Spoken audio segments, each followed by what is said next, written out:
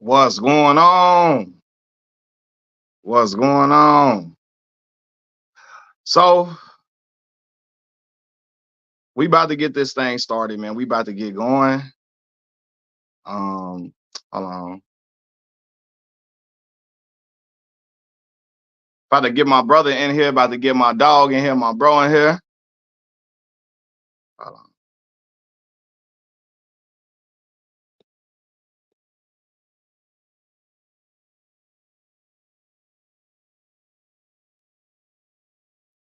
About to get my dog on here, man. KD, if you on, click that link right there. Click that little link in the chat so we can get it going and get it started, man.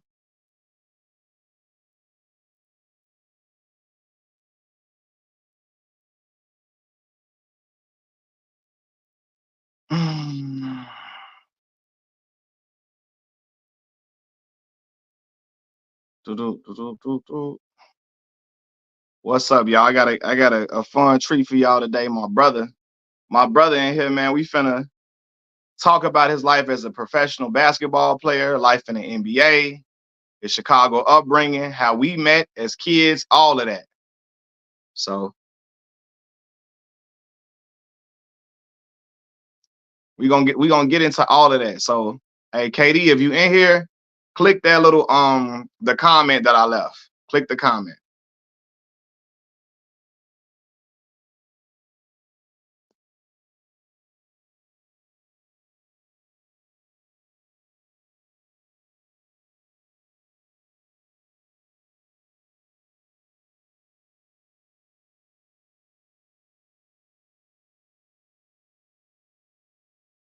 Uh, uh, uh, uh, uh. So we gonna see if we get everything going right. Hold on, I'm trying to get my boy on here. Y'all stay tuned, stay locked in with me. We finna get it all situated. So yeah, Keifer, if you in here, click the little link that I dropped in the chat, and then I can bring you on that way. Okay, there we go. There we go. All right. Oh, you good? You good? We good, bro. We good. Hold on, we gonna wait a few. Button up. You know what I'm saying? My dog, man. Listen, we gonna wait a few little seconds, so I'm trying to get everybody get on real quick. See how many people we get on here. You know what I mean? But listen, man, it's gonna be a good one today. Miss my brother, man. Been knowing Keifer really all my life. So hold on one second, 1 second. He popped off. He popped off. Hold on. Come back in, Keifer, and click that link again.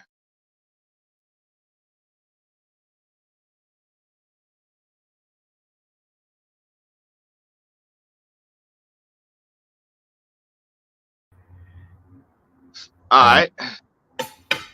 Cool. So look, I'm finna give it like I told him noon. So we gonna wait about 2 minutes before we start get going with everything, man. Shoot. But yeah, man, everybody that's watching, man, it's my brother, man. Like me and KD go back to fourth grade, kids, elementary school, met him then. Been locked in like that since we was young boys. So I watched his journey and maturation as a man, as a father, as a player for all these years, man. Hey, when I put up the link, I put up that I was interviewing you. Somebody said, man, I just checked out his Chi-Town documentary. They said Yeah. they saw your documentary on Amazon Prime. So yeah, what's good, kid? He said, me, Yes. Keifer, LeBron, Tiger Woods, all Carson Wentz, Sandy Koufax, all had the same birthday, December 30th. Dang, you found out my dog's birthday. That's love, man. That's Chris. That's Yeah. love, bro. That numerology, it man, and that joint still spinning, man. I'm grateful. 8 years, man. Yeah, man. Yeah. So Chris, look, this is my homie Chris on here, man. He always show love, man. Always show love to the channel. I never met him, but he always show love, always come through on here, man. So yeah, y'all December 30th clan for real. Good, Look, man. It's powerful. Powerful dates. Powerful. it is, man. So we gonna wait 1 minute, one more minute before we start talking and everything like that. Yeah, that So give me a yeah. little bit of time to pull up these football games. I'm how this football Oh game is. yeah, for sure. Look, I Football know I'm Sunday. interrupting on the football time. I know it. I know people like, damn, Matt going live when football happening. But But I'm like, that's I what we gotta want to catch my do. dog. You a busy man, bro. I mean, I wanted to do it so they can have something in the little background. You feel me? I know they can watch that, but listen to this. You know what I'm Facts, saying? facts, facts. Yeah. So nah, man, we like I said, I'm glad to have you on, bro. I'm glad to have you on, man. They can hear your story. They gonna hear your journey. Yeah, y'all hit the like button for me as y'all come in for me. Hit the like button for me as y'all come in. So yeah, okay, man. I didn't got the channel to 11,000 subscribers. So we Yeah, I trying to see keep that, it. man. 111. Exactly. You know Yeah, what I'm saying? I'm like, wow. yeah, man. We trying to keep it going, keep it growing. So all right, man. Yeah. Look. So all y'all whoever on right now, we got to start. I told everybody no, so we got to get it going. Right now, sitting here on here with me, I got my brother, one of my best friends as a kid, Keifer Sykes, professional basketball player. Spent some time in the NBA, been overseas, Chicago native, father, philanthropist, all of the above, man. So Keifer, I call him KD. That's what I've been calling him since I was a kid. So I got that from his father calling him that. So Keifer, welcome to the channel, bro. Yes, sir, brother. Thank you for having me. I've always been a fan of just all your, media and technology. You know what I'm saying? Just you going to college and doing it. We going to college, doing it, like say from Chicago as black men, just men in general for our Yeah. families, man. Man, we still doing it, man. 10 years Yeah. later, we still doing it, man. So it's just a blessing to even be on here, be on this platform. I don't really, me, I'm very particular and very selective about, telling my story just so it don't get saturated. So I don't keep telling over and over. I got, like you said, I got the Chi-Town documentary out on Amazon Prime, which, people already know my story. So you always want to keep it fresh and, give people new gems and new ideas. So this probably like the second podcast or second, platform I've done this summer. I've been just trying to keep it low, doing a Right. lot of stuff off the course. So, man, but about to get it going this week soon. So I'm excited, brother. Thank you for having Yeah. me. Oh yeah, all love, bro. All love, man. So as I Yeah. mentioned, Chicago, Southside Chicago native.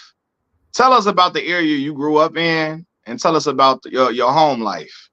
Yeah. So I like to say that I grew up in Hyde Park because, people know Barack Obama. So I like to say I grew up in that neighborhood to make it, you know, just easy for everybody to understand. But yeah, man, growing up on the east side, the southeast side of Chicago, Yup. 67 in Stony Island. Um, as you know, man, the cages was my home, really. The You cages, hear me? these two outside basketball courts that was like 3 blocks from my house. Um, so growing up in, some low income housing, you know what I'm saying? Mm-hmm. It was 9 of us, in a 3 bedroom, you know what I'm saying? 9 of us in a 2 bedroom before that. Yep. I remember uh, going to the house, 2 bedroom, 9 of y'all in yeah, there. yeah, man. So now that, just to be blessed with, all the journey that I've been on to just travel all over the world globally, um, coming from the hood, as they say. Yeah. That's been the most, eye-opening thing for me. I got 2 beautiful children. I want to say that to begin, Keifer Sykes Jr. and Kennedy Zara Sykes.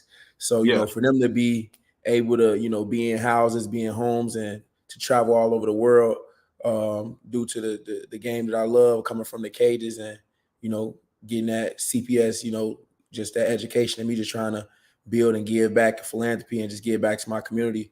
That was definitely a pivotal part of my foundation, bro. Just me being, growing up in Chicago, which is a prestigious city. As I got Yeah. to learn, as we get to move around, people like they want to be like us. They want to, we come from a big city. It just got awarded like 8 years in a row best city in the world. So, man, I wouldn't change my upbringing for nothing because it made me who I am and just made me, kind of a go getter. Nah, 100%, 100%. So, Keith, you said it in a nice way. You come from an area of Chicago known as Terrortown. So, Mm-hmm. Mall Southeast, Town, Terrortown. I was in small both. town, yeah, Yeah, 67 right Mall off Town, East End. Terrortown. I was in both. You just hit the names right there. Yeah, yep. Mall Town, Terrortown, 67 and East End. So over there on East End. So growing up in that area, well, one, I'm gonna ask you this: what drew you to the game of basketball in particular? Just being a Chicago, because I come from a football family. My dad had played a couple years professional, just With like what practice team? squads, things like that. The Kansas City Chiefs, the 2-time Super Bowl champs. which is Yeah. amazing. You know, my brother played. We all play football. We actually play all sports. You know, my dad used to work all the way on the north side at the Broadway Armory, take Lakeshore Drive all the way through. You know, see the beautiful scenic route, and you know, you pass through everything downtown, all that. He Right. had us in baseball, football. My sister in Chile, we in track, all those things. But coming from Chicago, you know, where you know Michael Jordan put up 6 rings, brought 6 championships here. You know, everybody in Chicago was a basketball kid at some point. You wanted to play basketball, you know what I'm saying? And then, you know, seeing D Rose, you know, that's kind of who I seen growing up. Like he was number 1 in grade school, you know, number 1 in high school. You know, I'm at some of these games, you know what I'm saying? I'm at some of these games because my brother played at Marshall, you know, a prestigious basketball school from Hoop Dreams, you know. Right. Then for him to go to college and be number 1, you know, go all the way to the national championship, you know, lose in overtime where they was right there, you know, should have won. You know what I'm saying? Missed a couple free throws. And then him go Yeah. number 1 overall pick to the Bulls. It just seems so realistic. Like, man, I got to do this basketball thing. I'm seeing people get scholarships. You know, it's too many schools in the Chicago Public League for the football teams to be really good, other than like, you know, Morgan Park where you went to, maybe Mm-hmm. Simeon, you know, mostly Catholic schools, you know, Mount Carmel. But for me going to public school, basketball was the way. And you know, like I said, I used to be at the YMCA all day hooping, Jackson Park every day hooping, the cage is hooping.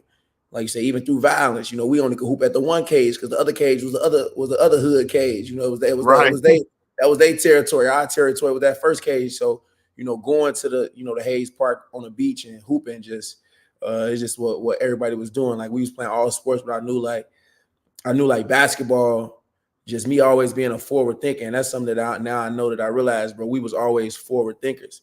You know what I'm Yeah. saying? I knew that was the way, you know what I'm saying, for sure. Yeah.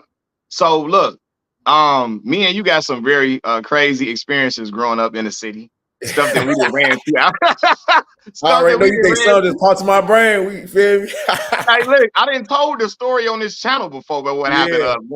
Going to the corner store over there You at my want me to house. tell them so they don't think you lying? Hey, I already know I what you're swear to talking about, God, man.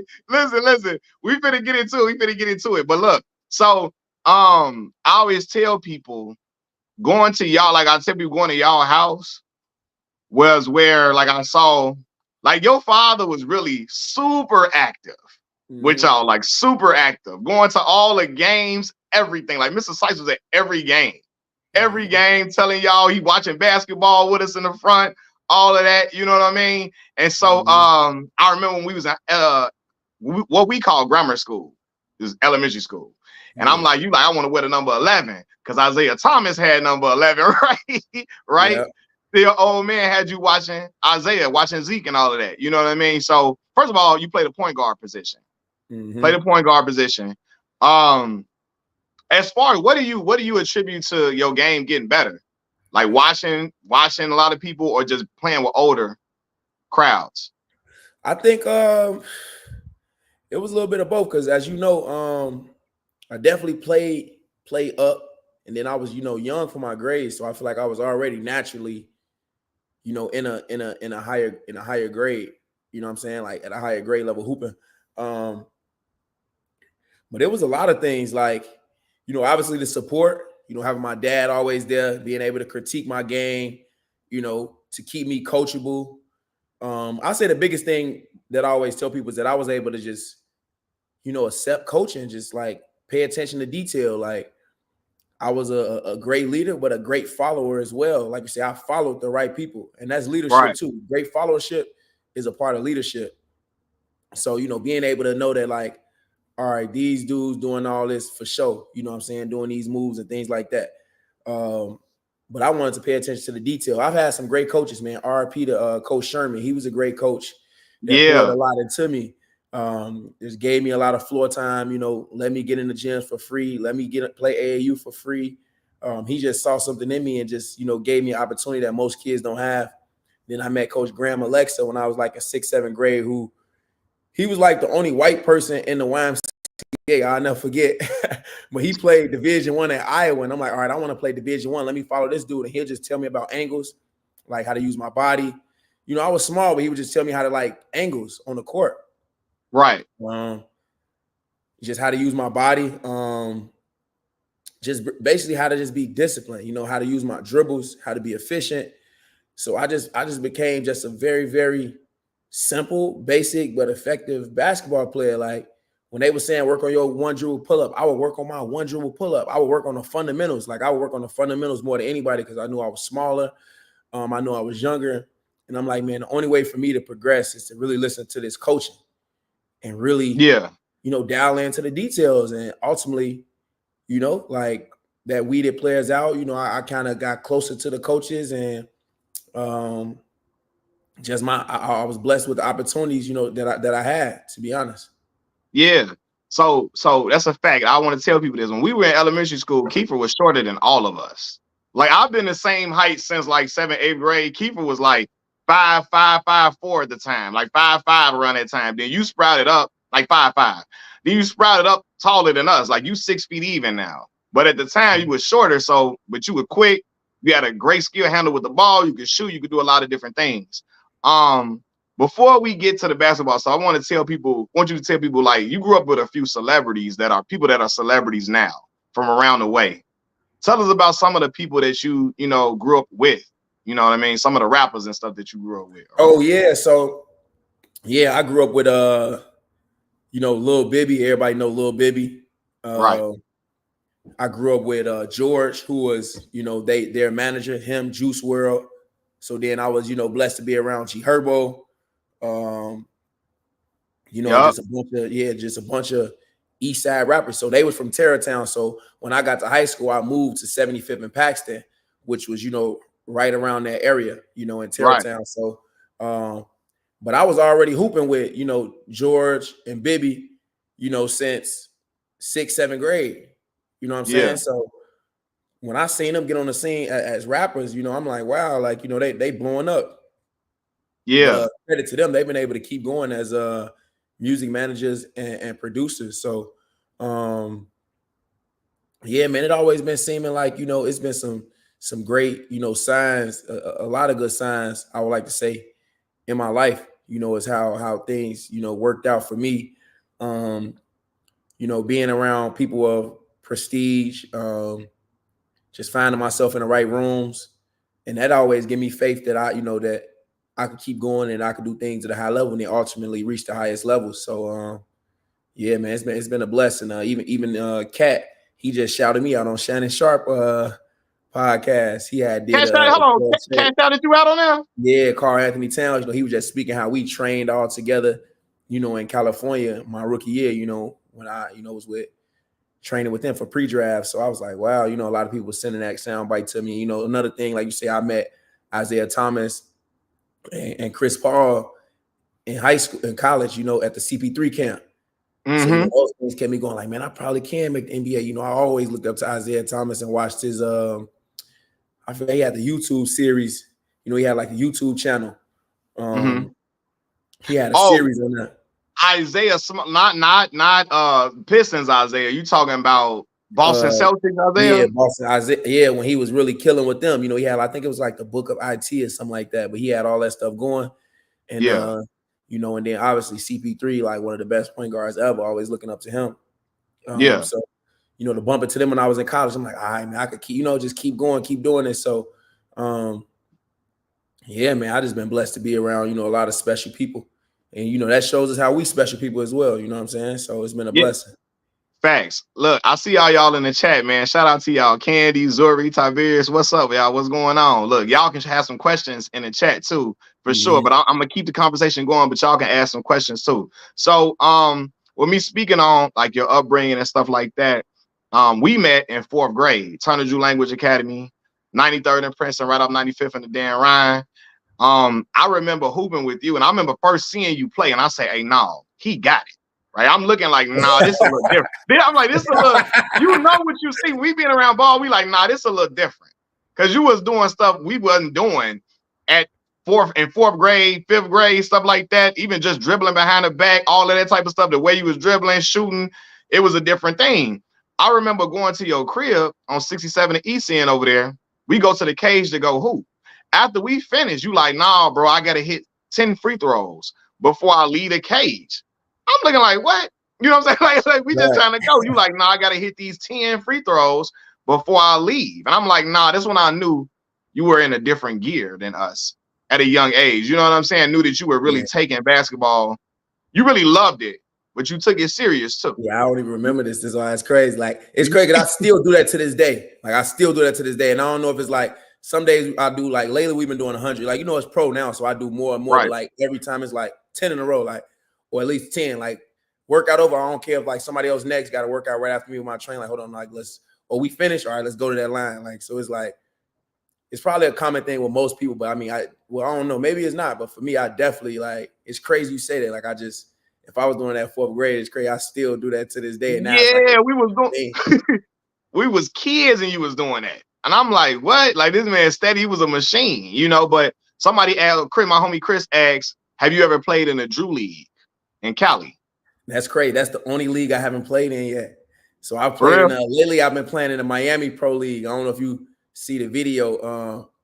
I was just playing against Michael Beasley and them, Torrey Craig, Hay Hightower, Jaleel Okafor, all them, and I be playing with Remy's team.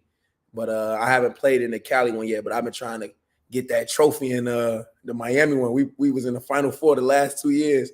Well, no, Yeah. the year last year we was in the championship. We lost in the championship. I shoot up and under, get fouled. They don't call it. They fans of them. Right. But this year, yeah, John Wall, everybody is lit. We play against all of them is lit. So I've been going out there. We lost in the Final Four this year to like Michael Beasley and them team. Michael Beasley, he's nice. He was hooping this summer. So Yeah. I haven't played in the Drew though. The Drew next summer. Yeah, the Drew for next sure. summer. The Drew For next sure. summer. We got to see them highlights from the Drew League. But no. So me and you, we growing up together in Chicago, all of that. I speak about that time we had to go to the corner store. When you came to my crib, I'm on 86 in Euclid, right by CVS High School, so it's over east. And my mama sent us to the corner store. We go to the corner store, we see two dudes outside the store with their shirt off. And you remember what happened? Yeah, boy, they said something like we come out the stove. Like they got something for us or something like that. They basically they already wanted, like they about to take our money or take whatever we got, going in the store. So we look at each other, we go in the store, we all right. So we served through the store, like I said, we already forward tickets because we knew what they was on before we even walked up. We already knew. We knew. We already said, we said, oh, here you go. Dude, we knew. We can feel it's a sixth sense. You can feel them spider senses tingling when something going crazy. But go ahead. So yeah, I mean, we walking through the store, man, how we about to get out this jam?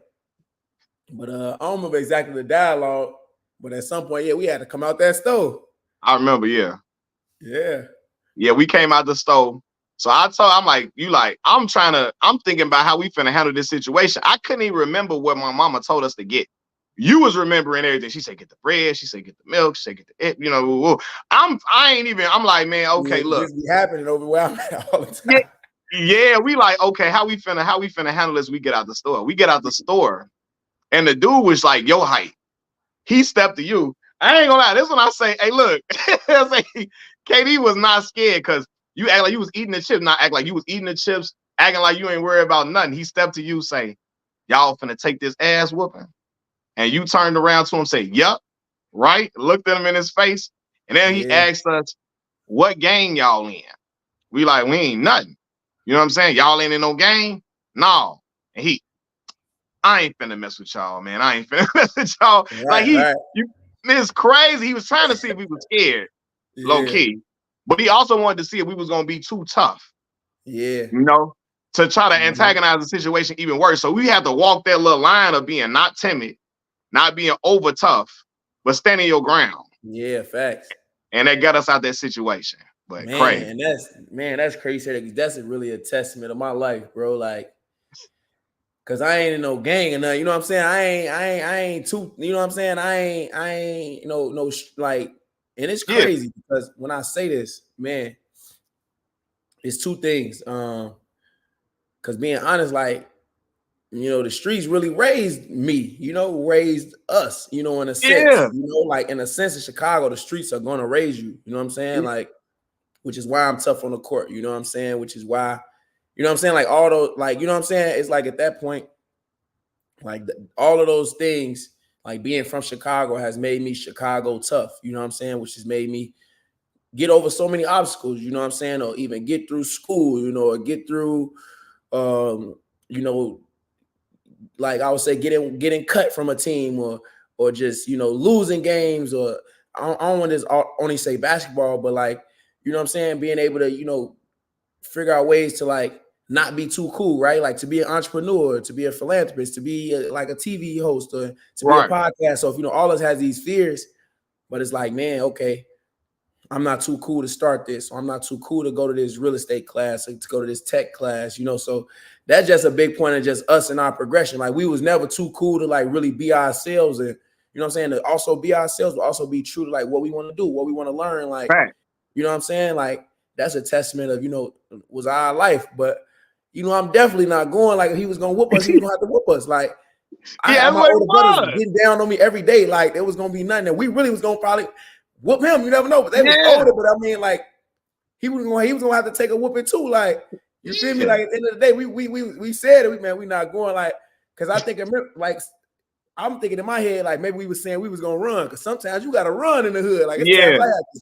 You feel me? It's Get so up many. out of there. Yeah. I seen 20 dudes running at me. I'm gone. Like that's the smart thing to do. Like you know Yeah. what I'm saying? Or it's times I got my bike stolen, you know, leaving outside. You know, it's times I got my iPod. It was called a Zoom before. I love iPad shuffle, all this stuff, like getting it stolen, or like telling your parents the tough news, like, you know, all those stuff are those type of moments, bro. But like, yeah, like I said, it's crazy because I didn't even remember how it actually went down after.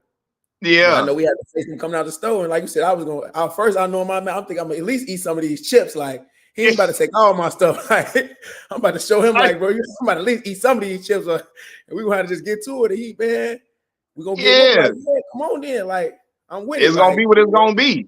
that's how You I know, always but I been. know you ain't Man, getting no. I'm with whatever. You know me, I'm with Yeah, whatever. because he asked us initially, you don't remember, he asked us, do we got $2? We like, no. And he said, Yeah, they ain't y'all got ain't nothing got for you. $2, but y'all going to the store? I was We about to like, say, he see yeah. us going in the store. Yeah, exactly. Yeah. We like, we ain't got $2. Yeah, because we know if I give you $2, you gonna want to get $2 from me every time you see me. We Yeah, not going for that. You feel yeah, me? So I'm not giving you no money. You just yeah, gonna have to whoop us if you can whoop us, come on, try to whoop us. You gonna get some licks too. You got to earn yeah. this. I ain't finna give you no paper off me. You know what I'm saying? Mm-hmm. But yeah, that was a crazy situation. Hold on. Yeah. Well, one of my people, she say, "Hey Keifer, who you choose out of Jordan and LeBron?" She trying to start this early. Hold on. Ooh. That's always a tough question for me because you know how much I love LeBron, but you know I'm always have to choose Jordan, man. But I mean, it's getting closer though. To be honest with you, man, it's getting Mm-hmm. closer, man. You know, I just watched that starting five thing with LeBron on that. But you know, it's me being from Chicago. I'm kind of biased a little bit towards Mike, and just Yeah, me giving my respect to the game. You know what I'm yeah, saying? Like I feel like I gotta give like Jordan a nod. You know what I'm saying? yeah. Um, Listen, I got MJ number one, but I got Braun number two. You know what I yeah, mean, bro? it's Yeah. like 1A, 1B for me right now, to be honest with you, you know, because like I don't think LeBron gonna get the championships. Mm-hmm. Uh, but LeBron, see, I respect him as a person. You know what he said at the end of the starting five thing, where he was right. He like, man, people gonna debate all this, but they can't debate my family. You know what I'm saying? Then he got his son in the league now. Like it might, because like, you know, like everybody else that cheated on their wives, then then lost their family. Like, bro, really got his family. Like, you know, his wife, his kids. Like now he got his son in the league. Like, man, he probably do what he do, right? But it doesn't matter. Like, bro ain't like he building schools.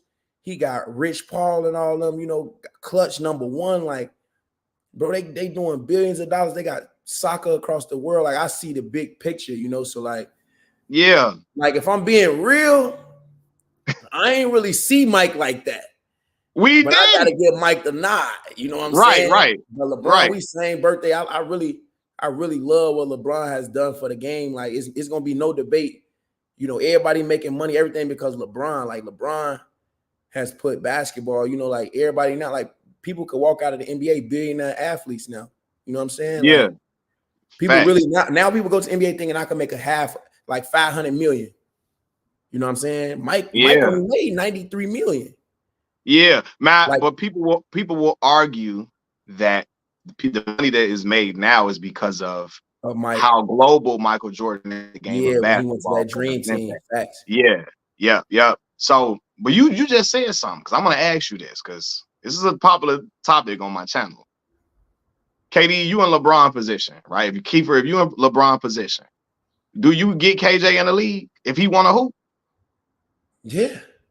Exactly, right? Yeah, because that, like, I don't know why people even tripping on that. Like, think about your son. If it like it don't matter. It Yeah, don't matter because your lifespan of the NBA, like Shorty might only play these 4 years and that might be it, but at least he played 4 years with the Lakers, the best team in the world. Like it was no debate. This time, this circumstance today, he had to do that. You know what I'm saying?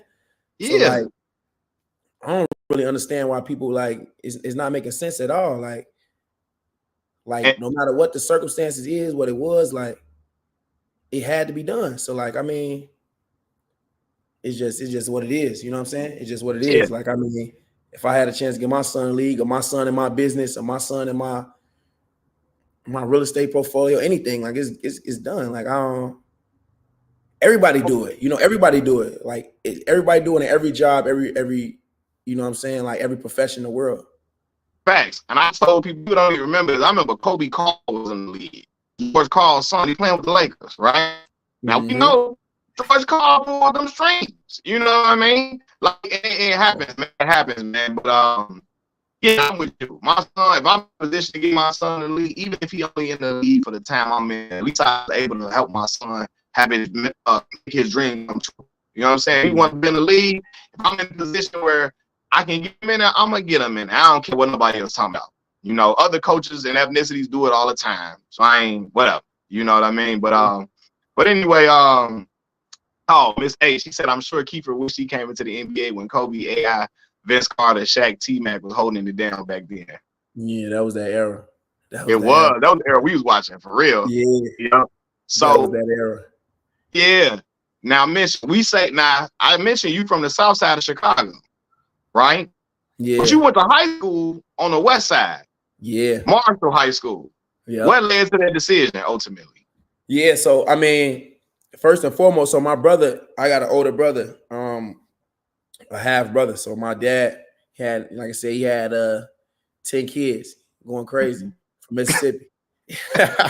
No, this RP to him, man. I love him. Like you say, he was Hey, always hold there on. And for your me. father went to the greatest university alive, Yeah, Mississippi Valley State Mississippi University. Valley. He in the Hall of Yeah. Fame. You know what I'm saying? He in the Hall of Fame. So yeah, shout out to him, man. Like I say, came here and took care of all his kids, you know, supported all of us. Like I sit back now and think like how he even did it. You know what I'm saying? You know what I'm saying? I'm hooping, doing well for myself, and he was just doing whatever he could. Like I like that keep me going, the sacrifice he made, you know what I'm saying? Just, you know what I'm saying? He did whatever soul, whatever had to be done to make it happen for us. And man, his spirit, his is probably times 10 of mine. You know what I'm saying? He probably, Yeah. if he was in this era, he probably, oh, this era was sweet. Like he would have ate, you know what I'm saying? Did his thing. But so to that point, yeah, I had my brother, which is, you know, all my brothers are my four brothers. You know what I'm saying? So he was my brother. He was a senior when I was a freshman. So basically he was a junior when I was making a decision to go to school. But, you know, I've always, you know, was basketball, football. So I was basically from sixth grade, which was his sixth, seventh, eighth grade, you know, freshman, sophomore, junior year. I was like a kid that got to, you know, see high school the whole time. I was watching high school the whole time. I would go to the games, hang around the you know, the school. You know what I'm saying? I was basically just getting prepped for high school.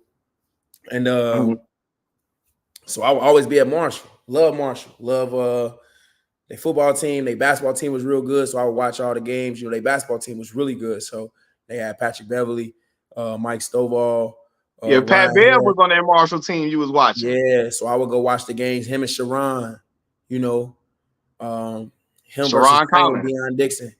You know, Final Four. I never forget Marshall versus Simeon. You know what I'm saying? Like I was at all these big games at UIC, things like that. So like I just knew it was where I wanted to be, and I played AAU. So you know, I was always like a loyal dude, like loyal to my friends and things like that. So I wanted to go to school with them. I was like, it was between like Carver, who was not a good school, like basketball wise. We were trying to start some, you know, our AAU team. we ain't had the best AAU team, but we was, making a name for ourselves. But I'll never forget, man. I walked in Marshall in the summertime and I hooped, and they got to see me hoop. And they knew me from being around, whatever, and they just like, oh, this Keifer, this Tuck little brother, like, so that gave me a little bit of help. But I always be telling people, when you got to go do your part, you got to go do your part. Like when the season start, I got to go do my part. So I went in there, bro. I cooked, and we was in the back gym with the freshmen and sophomores. I'll never forget. They like this coach named Sean Harrington. The coach who he was in a wheelchair in the movie. Yeah. My coach, man, he went to college. Was a point guard coach. He saw my game, and he was like, "Nah, shorty, come on." So I don't know what he doing. So he take me into the big gym where the varsity at. Like, and he tell him like, "Nah, coach, like this kid right here, like he need to be over here." Yeah. So you know what I'm saying? He brought you to the varsity side, like he need to be over with the varsity players. Okay. Yeah, the varsity players, like the real ones too. Like ain't no, like I'm in there now, I'm getting cooked every day. Like, but I'm still every day doing something a little special. So they see him, I ain't, I'm real life, like, damn, this, I'm real small. Like these dudes are real good, bro. Like this is Marshall. Like they about to win city and state next year. Like they won city and state next year. Like these dudes are cold. You know what I'm saying? Like they taking the ball from me, everything now and then. But me, they'll put me on like when I do get on the court, because I wouldn't play the first run with the top 10 on the roster. I'll probably play the second run with the subs. They'll put me on the weakest dude or something, like put me on the dude that's just trying to make the team or something. So, I'm still trying to get after, you know what I'm saying? But when I went against the dudes, they was tough. But like I was able, hold my own versus, but man, that's when I'm like, man, they valuing me. Like, over on the south side, like say all these dudes has rankings. Fabian Harris at Hyde Park, George Marshall.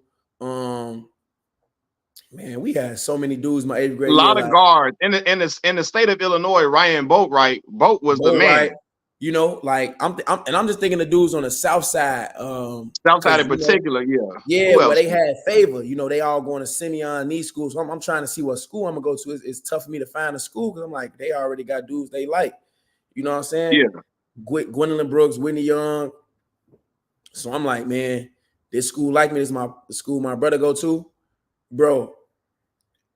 Wasn't even enrolled or nothing, bro. I really just showed up to the school, bro. Like the first day of school, I showed up to the school, bro. Like, no, like, bro, this is unheard of. Like, I'll never forget, bro. For like 2 weeks, I would literally just sit in the office, like, yeah, I'm trying to go here. Like, my parents working on my enrollment. Like, yeah. You feel me? Because it was, it has to be your neighborhood school, things like that. Like, right. My enrollment from Hyde Park, Oh, got you. Like I was just in there every day, like for 2 weeks. Like, but luckily the school was a jungle, bro. Like for the first 2 weeks, bro, it was the craziest thing I ever seen. Bro, it was like 60 people in a class. Like it was wild, bro. Like they was messing up all the schedules. Like it was, bro. If I'm lying, bro, I'm flying. I got to tell you, some of the other freshmen that was with me, I'm telling you, bro, like they was messing up everybody's like schedule. So every week, everybody get a new schedule. But people would just use the schedule they had last week and just be like, oh, I'm supposed to be in this class, So for like a month, it was all misconstrued anyway. So yeah, bro, it was a crazy thing. And I don't even know how we even finally got, or what I guess my parents using nothing, or how I even got enrolled. But yeah, I ended up going to Marshall. But they wanted me to go there for the hoops too. So that's what I'm saying. Even the coaches was helping. But it was just all crazy. They just like sit down in the office and trust the process. Like, and then like say they'll finally give me a paper schedule, and I'll go to classes, and it's like 60 people in classes, and everybody just kicking it. Like, I'm like, damn, it's different from the south side. I just came from a magnet school, it was only 30, 40 of us graduating to like high school, Marshall, West Side, bro. It was crazy. So I want to make this point because Mama Sykes didn't want you to go to Marshall initially. She wanted you because you were very good academically. Me and you were very good in the classroom. She wanted you to go to like a selective enrollment based school. Yeah, or like an all boys school, like a Catholic school, bro. But we wasn't built like that. We wasn't lame like that. We was smart, but we wasn't lame. You know what I'm saying? Yeah. She wanted you to go going to them Catholic schools with all boys, bro. I'm sleeping in class. Like, I'm like, and then and like between classes, they knocking each other books down, smacking on each other's neck. All I'm like, nah, I'm trying to go to school with some girls, bro. Like, this ain't it, bro. Right. I was the same way. Because Gerard my cousin went to St. Rita. I'm like, I ain't going to Rita. Hey, I'm going to Morgan Park. All that. We already went to the Madness. We were trying to experience high school. Yeah, I'm trying to get the whole feel of school. My brother, because my older brother, God rest his soul, he played at Morgan Park. I would go there and see the girls, and I'm like, I gotta be in here. I can't be in no football games, cracking basketball games, Yes, I can't be in no all boy environment. I can't do that. You know what I'm saying? So no. So anyway, button us up, bro. Like, yeah, trying to get us all. No, man, I'm trying to kick it real quick. Facts. So I'm gonna get we gonna hold on. So Chris asks, how do you feel about Doug Gottlieb taking over your alma mater, Wisconsin Green Bay? Yeah, man. I don't know him that well, but I actually got to meet him a couple times. He cool, man. He even took them last night. The team was at in Milwaukee at Lil Wayne concert. Okay. Like, I like him, man. He with all the NIL and all the stuff, which is crazy because like Tony Bennett, he was the lead scorer in my college and I'm second. But he just stepped down in Virginia like 2 weeks before the season. But a lot of people not liking the place that college is in right now. You know what I'm saying?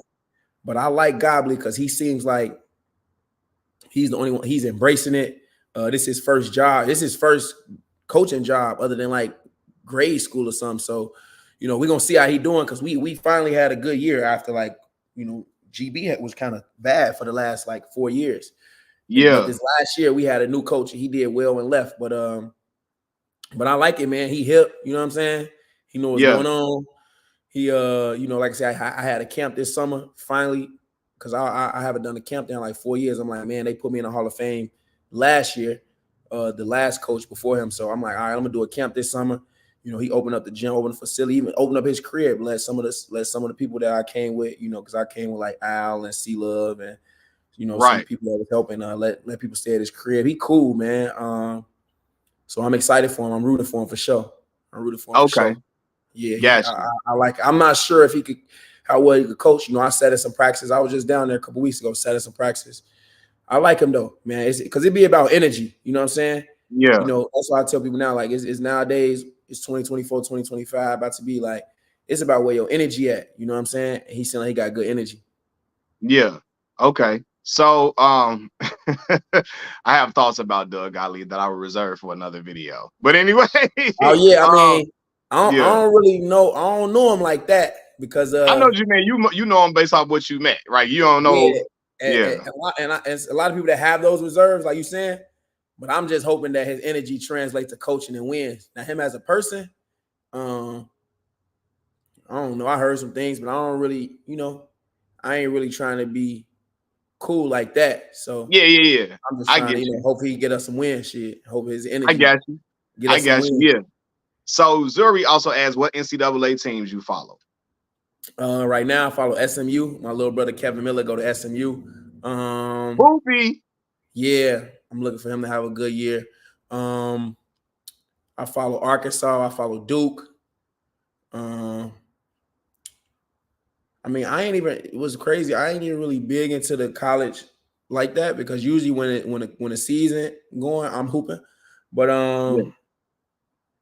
you know what I'm saying? I really just I'm really, bro, at all sports, I'm just a fan of just good players. You know what I'm saying? So like even in football, right? Like I'm a Packer fan, but I like the Bears too. The Bears got a good team and I like the Bears too. I had to pick that out because people think because I'm a Packer fan, I don't like the Bears. Bro, I'm from Chicago. I like the Bears. I like the Packers. Bro, I like the Packers playing Houston right now. I like Houston. You know what I'm saying? Stephon Diggs, CJ Stroud. I'm really a fan of the athletes. You know what I'm saying? So I'm more like I'm not more institution based. I'm more like athletes based. Like I be wanting to see the athletes do well. So like even in the league, like I'm not like I don't have no one team. I like LeBron. I like Anthony Edwards. Like all these dudes in the same conference, but I'm more like athlete based. Like I got favorite athletes and players more than like teams. Like even right now, man, I wish I went to a HBCU. That's my next goal. Like, and I'm trying to send my son to a HBCU. So like, you know what I'm saying? When it comes to, I don't know, I'm a little different when it comes to, you know what I'm saying, who I root for. There's more players. Back home, man. Bring back. Yeah. Yeah, like the Yeah. Bears got Caleb now, so I'm hoping they get to it. You feel me? Like they doing good now, so I'm hoping they win too. I'm not against them or nobody. You know what I'm saying? Nah, for Yeah. facts. So look, when you get to Marshall High School, I remember when we first went to high school. Me and you had a revelation that we were really in a sheltered environment in Turner Drew. We from the Mm-hmm. hood. Turner Drew was in the hood, but it was a magnet school. We had all been knowing each other from kindergarten all the way through 8th grade. We didn't have no locks on the lockers, none of that. We get to high Mm-hmm. school, it's a complete shift. Talking about from the interactions with with dudes and interaction with girls, right? So Keith, you get to high school. You were 13 when we went to high school. Because you're really Mm-hmm. supposed to be a year younger than us, right? Right. Yeah. Um, you start hooping, you start experiencing, dating the opposite sex, etc. You get a girlfriend, and eventually your son comes about in high school. What age were you when KJ was born? He was 16, but I basically I be telling You people it happened at 15. You know what I'm you saying? were you were 16, but you were 16 when he was born, but you conceived him at 15 years old. Exactly. Yep. Yep. Yeah. So, what was that conversation like with Mama Sykes and Papa Sykes when you found out you got a baby on the way at 15 years old? First of all, it was no conversation. It was no conversation. Bro, I tried to hide it. We was hiding it for like we got to like almost 6 months of hiding it. That's a long For time. real? Yeah, that's a long time. Until Yeah. my, yeah, I probably I don't know if I told it, but yeah, to my ex-girlfriend. You know, we used to have a house phone, so I used to be talking to my ex on the house phone. You know what I'm saying? Bro, she cold called my house phone, like, yeah, told my parents, like, man, Keifer got a baby on the way, all this, like, and that's how my parents found out. Oh no, she really she was man low key. She trying to Yeah, bust your snitched bubble. on me. Yeah. So because like I'm all the way on the west side. So it's like, man, this was doing yeah, my junior year. So man, Had all of they us met had went Aileen fast. at this point? Huh? Had they met Aileen at the time? And I don't Had they, nah, I don't even think they met her. Like I said, okay. that was the thing about me. I was living like, well, I don't want to say like two lives, but like basically like my life was separate, at school from like you say, all that stuff I was at school. I come home and be like I'm just a good kid. You feel me? Like I'm getting to it. I'm on the court hooping. I'm bringing in good grades. You know what I'm saying? Right, your So grades was outstanding, so they yeah, what at cool. that school? School was easy. Boy, freshman year we did all the work we did in 8th grade. Like 8th grade was harder than freshman year at Marshall. Them kids is not smart, boy, over there. Like I'm in there, like this is a breeze. Really, really, bro. It was like I said, it was a zoo in there. So like, and kids really from the hood, like they ain't go. We went to magnet school, which is like you explained, like a smart school, scholastic school, honors Right. classes, like to go into like Marshall, where like these kids, bro. And no It was disrespect, you know what I'm wild. saying? If you smart, it's like it's a good thing because like most kids just really just making it. But so yeah, man, I get to my junior year. We got got a good team. Yeah. But Hold on, yeah, wait. man. But what was your mom and them response when you found out you Uh had a baby on the way? Man, my mom was going crazy. She didn't want to go to school. As soon as I got, I told you not to let him go to that school. I knew he was gonna mess up. Like she was wilding, bro. I told you so. She was driving it to the grave. That I ain't dealing with it. You dealing with it. You and him, like my dad and me. Like, luckily, my pops, he was cool though. He was Yeah. cool. So he played tough, but then he pulled me to the side, like, man, he was always just so personable, like. You know what I'm saying? And he had a lot of kids. So I feel like it was crazy. I was just telling somebody this recently, like I think that's what helped me deal with, so much too. Cause he was able to, he like, man, you got to step up as a man, things like this, Yeah. like, so he was already telling me this, at that age, you know what I'm saying? Like, it was Yeah. crazy. I was just telling somebody this yesterday, like, he was telling me that, like, how I got to step up as a man, you know what I'm saying? Like, Yeah. even in college, he like, man, like, that was the one thing he was saying, like, you going to college though. Like, you going to college. Like, I don't care what this guy going on, what this lady is, you going to college. You know what I'm saying? Right. So yeah, man, it was tough though. My mom was spazzing. My Yeah. dad, My dad was understanding, but they was all confused. Like, what? Like, you know what I'm saying? Yeah, Because at first, like me being a young kid, bro, I was really just trying to. It's a bad thing to even say, but I was just like, nah, we can't do this. Like, yeah. it's like, bro, I'm seeing my life flash for me. Like, You scared. yeah, It's like, understandable. 15 years old. Yeah. yeah. And then I was just telling somebody this too. Like, yeah, that's what probably made me my junior year. I was locked in. Like, I was locked in because I'm like, bro, on the court was the only place I had peace and was like, man, I gotta kill and zone in. But off the court, I was, in the days, like, Yeah. like even in class, all that, like, yeah, man. And there was more Stra- to that, but man, it was a lot, bro. It was a lot my junior year. You know what Yeah. I'm saying? But that's when I played my best. We went to the city championship, lost to your team in the championship, which was dope. We had played against y'all team, Morgan Park, lost by one. And I then we was so went conflicted downstate. that game, man, because I Yeah, wanted you to ball out. But I'm like, man, yeah, MP. But I'm like, I want my mans to kill though. You know what I yeah. I mean? did. It was lit though. It was lit. It was so lit. It was lit, bro. That game was so lit, bro. Like, Yeah. you know what I'm saying? But then, yeah, we went to state, went downstate. Um, and then around that time, like city and state, like I told you, I had that run, bro. I was averaging like 20 a game. And that's when I got my scholarship. So, my son on the way played me into my scholarship, man. Yeah. Gave you extra motivation that you needed for Yeah. sure. You know what I'm But saying? Like, man, that's crazy. Like I'm saying, like, yeah, so we used to be everything. Like, man, like, all right, my dad comes to the games, you got to sit up there, you got to sit over there, like, wear a big jacket, like, as she started to show and stuff. Like, it was crazy. But oh, what I'm got saying? you. It was Okay. real life. Like, we was gonna probably had it to own the win, like, because I was so scared to tell him, you know what I'm saying? Like, I was like the perfect kid, the prodigy kid. I'm like, how I tell him this? Like, I was no way for me to, I could not put it together in my brain on no day. Like, and I was so young, Listen. like, it I was tell people crazy. like, my daughter was born, I was 18, right? You feel me? And Mm-hmm. like the similar situation, like you being the best kid around, nobody expected nothing like this from you. They like, what? Yeah.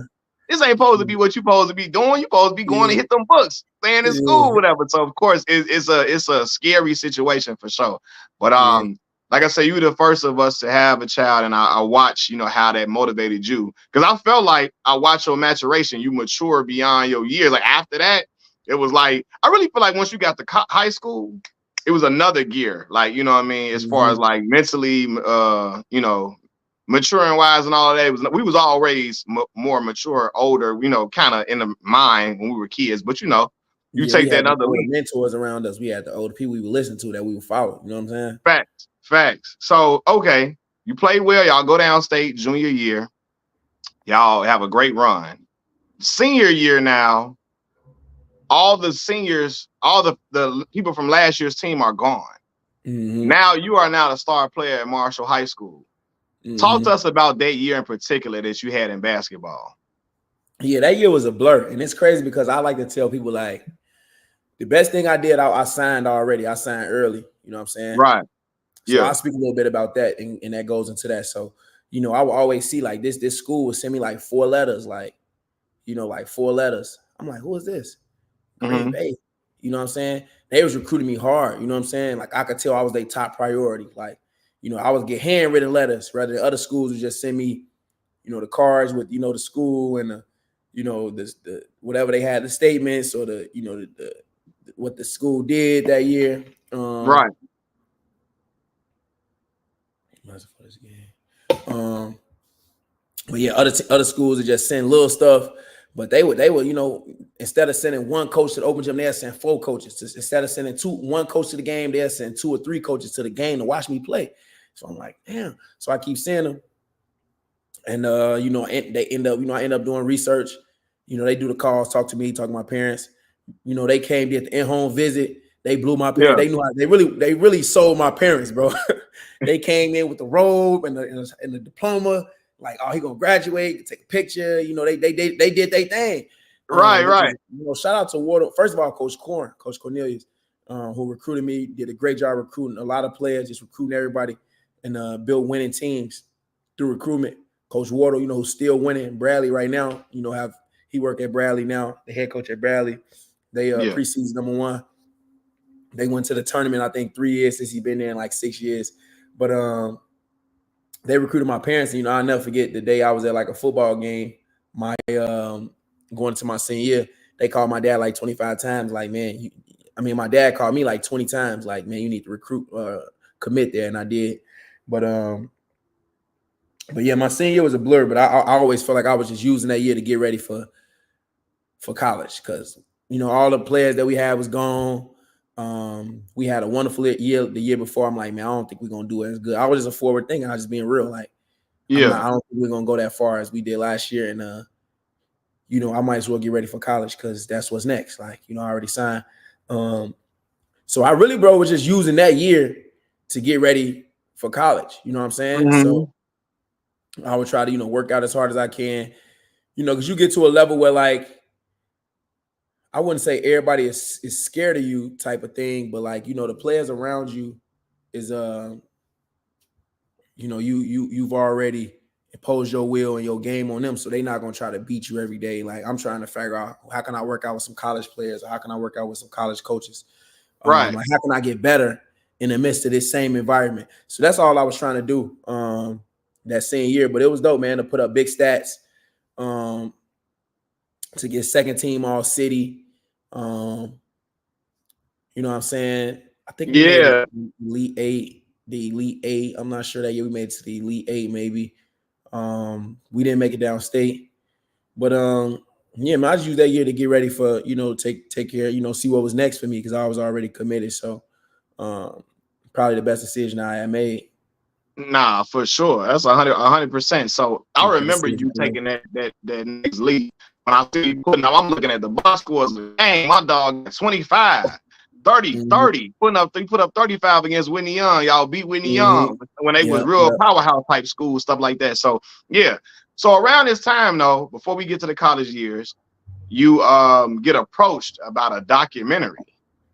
That some people want to film a documentary based on, well, first it was supposed to be based on several players initially, right? It wasn't just supposed to be you, and then it was all of us. It was 30 of us. It was 15 players from the South Side All-Star team, 15 players from the West Side All-Star team. Yep. And it was some guys that was recording. They were there to record Oprah Winfrey's last season of the Oprah Winfrey Show. They found out Chicago had a rich basketball history. Went to some playgrounds. So they like basketball too. Are they from New York? Okay. Yeah, so they like basketball. Okay. They were trying to shoot their own independent film. Yeah. And so they went to the court, and that's where you met them at the court, right? Yep. Well, no, like they reached out, you know what I'm saying? So they was reaching out to all of us to do the recording, like, because they were doing an independent film, but they had like some sponsors and stuff. So it was like a real thing. You know what I'm saying? Yeah. So they reached out to all of us, everybody who was on the All-Star team. Yeah, they reached out to us. You know what I'm saying? Because I was a good player my senior year. So, I was a part of the All-Star team. Right. And so they chose to document. First they was honing in on everybody else, but for some reason they chose to just stick with you. Probably because they liked you and your story, your family situation, all of that. Maybe why you think they only chose to hone in on you solely? Yeah, so I like to tell this part. So look, I had the at this part we had my siblings who we adopted and things like that. And when they said they want to shoot the film, this is my shine. Like back, in the back of my head, I'm like, this is my time. Like, they about to put me on the camera. I always wanted this, like, in the back of your head, as a kid, you always want to, get in front of the camera and, do your thing. But I was really like not overly doing it, but I was definitely being myself. Like I said, I brought some charisma. I wasn't afraid on the camera. Most people, they probably be afraid. But we were smart kids, right? Like we always wanted to do this, like, media, television, podcast, we wasn't afraid. Like we always could speak, what I'm saying, was intellectual, could communicate, could put ourselves together. We like to dress nice, speak well for ourselves. Like, we wasn't like, what I'm saying? Like, so I think just because I was the charisma I had, and then obviously like the story, right? They gravitated towards my story of like, well, I mean, it really was God. So I give God the credit. Is a lot of things, even me going to a small school as as things continue to go on. Right. You know what I'm saying? But initially, like when I first got that first interview, when they came to the crib and stuff, I was running around with my family, just being myself, my pops was good on camera and stuff. And then, they came to our games. I was doing well. So I think, like I say, because of the charisma, and then I ain't gonna lie, in the back of my mind, I'm like, I'm about to just go for this. Maybe I wouldn't say they was gonna make this only about me, but I'm like, man, I gotta at least make sure my part gonna be nice. It'll be like stand out. Like I always was trying to, do stuff to stand out. So I think just because of those things, like the charisma and things like that. But like I said, as I continued to go on, I went to a small school. So all the other dudes they recorded, they freshmen, they wasn't playing. After 10 games, I Right. was starting. I was the freshman of the year in the conference. Then, like stuff was happening. My coach getting shot, my homie going to jail. Like, so they was like, it all made sense. But, Yeah. Initially I definitely was like, oh yeah, I'm like telling my family, oh yeah, they about to come film. Like, let's run around the crib. Like, let's, you know what I'm saying? Like act like a normal day, like be ourselves for real. Most people probably freeze up, but they just was scared to talk. But I'm like, man, they filming us. I don't know what this is gonna be, but let's kick it on here, So I kind of like caught, that was the vibe. I think they just caught the vibe really. Yeah. So, cause you definitely were being yourself. I remember watching it for the first time, watching you play with like the kids in the house. That's what you do on a regular basis. You know what I mean? All of that. That's your regular personality. So they captured that well. And what I'm talking about is the documentary, the Chi-Town documentary. I told y'all to go check out on Amazon. Cause that ended up being released after you finished all 4 years of your college, But yeah. So as you mentioned, you commit to University of Wisconsin Green Bay. You go to Green Bay, Wisconsin, which is completely different from Chicago, Illinois, especially the South Side of Chicago where we grew up. But while there, as you mentioned, you went there. A big reason you went there was because you also feel like you had a chance to play. And I want to talk about that because a lot of athletes go to schools with big names just because it's a name. And you always stress the importance of going somewhere where you can play and you can get a chance, an opportunity to show what you could do. Speak on that. Yeah. So, man, I always like to tie things into even now because, like I was like, with NIL and stuff, it's crazy. It's crazy because people now even go somewhere where they just going for the money. Well, that could set them back too. They might go somewhere for 100,000, where they was already getting good burn for 40,000. You know what I'm saying? So you might stick it out for 1 year. Now you can get 500,000. So now it's all tougher for the kids. But I know for me, like I say, at that point we weren't getting paid in college. But like I said, I went to this school, and like you say, it was more of a pride thing, because I knew I would have to explain to everybody when I say Wisconsin Green Bay. They gonna instantly be like, okay, Wisconsin, and then I'm gonna have to tell them the truth, like, no, Wisconsin Green Bay, and they gonna be like, what's that? Well, most people when I said Wisconsin Green Bay, they instantly like, what's that? Well, they instantly came up to me like, I see you going to Wisconsin Green Bay, like, what's that? Like, it's not even a university, like, what I'm saying? But me, bro, I'm just always humble, like I'm going to a Division I. Like at this time, I didn't think I would even go play professional. Being honest with you, and I tell people this, they think I'm playing because I'm 10 years professional, right? Right. And like you say, the kids that went to Wisconsin, the kids that went to, whatever school, Northwestern, these dudes never even became professional for 1 year. Yeah. You know what I'm saying? And I'm going into my 10th season. Like, this is a credit to me being humble. This is a credit to, this is what I'm saying. This is a credit to me being humble and picking this school. And this is a credit to me being humble and going for what was for me. Right. Rather than going to a school for a name. Facts. Your journey is your journey. You know what I mean? So I knew I would have to humble myself and have no pride, no ego of picking this school because I knew this is what was best for me. And like I say, credit to me having my dad who was like, this is where you going. You know what I'm saying? Like, so I picked a school who was like kind of bottom tier, mid to bottom tier of their mid-major conference. Yeah. You know what I'm saying? But it was close to home. This is credit to me, like having a son. So I'm like, Green Bay is 3 hours from home. I could always come back home because I realized I wouldn't be able to bring my kid, to school with me, but he could come up there with me as much as I want to. I could come home as much as I want to. They was all about, like I say, family, me graduating. So I was like, these are all the next steps for me. Like, always hope for the best, but prepare for the worst, right? So like, if I'm preparing for the worst, at least I'm gonna finish college. At least I'm close to home. But hoping for the best, I'm like, all right, this school I could probably play a lot. they had 2 senior guards leaving. So I'm not going somewhere for a name, but like I'm like, all right, once I get to I'm forward thinking. I'm like, all right, once I get to Division 1, even though I'm a mid-major guard, and they eyes are undersized or under this or can't do this or can't do that or can't this. These are the knocks they got on my game. You're right. I'm like, they got this school will let me be in the gym all day. I could be close to home. There's no distraction, like you said, because I instantly became the minority there. It was like 3% black or something like that. So you know what I'm saying? So I'm like, I ain't gonna be distracted. It ain't Chicago out south. It ain't 290 out west where I'm going crazy, kicking it. Got to have my chest out. Got to be the cool dude. I already had a baby. You know what I'm saying? I'm tripping. You know what I'm saying? like I gotta overcome all these things. You know what I'm saying? So I'm like, yeah. Like, you know, my pops was on me. Like I said, it's lucky we had them old souls back in the day. Like now they got this TikTok, Gen Z. Like they got so many things distracting them or tricking them or what they should be doing. You know, back then it was we was at the point we was just getting that stuff, but we was still right before it happened. So we really was born at a great time. I tell people that like we was born right at the beginning of the technology age where we still lean on books and reading. Like kids don't even know how to read no more because you don't have to.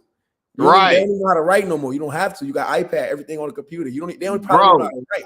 They don't know how to put their name on the top of the head and on the left, date on the right. Yeah. They don't even know how to use a pencil, bro. They don't even know what a pencil is. You just use a pen or you're using your phone. You know hey, Turner Drew had us thinking we had to write in cursive in college, but I naturally write in cursive now just because Turner Drew had me doing it so much. Yeah. That's my first hand is going straight to cursive because we were doing it so much in elementary school. Kids' handwriting is terrible now. Like, they don't even know how to write. They don't even spend time practicing. We used to have to really practice right on the line and getting out. If our handwriting wasn't good enough, they would just give us a 0. Like if I can't read it, it's over with. Yeah, it's over with. Yeah. So we learn these old lessons, but we luckily to have technology. We like, oh, this just starting to pop in Instagram, Facebook, MySpace. Like, what's this? Twitter, yeah, what's this? Let's get it. You know. Facts. So yeah, man, just me growing up in that age and knowing, like I say, hoping for the best, hoping for the, preparing for the worst, hoping for the best.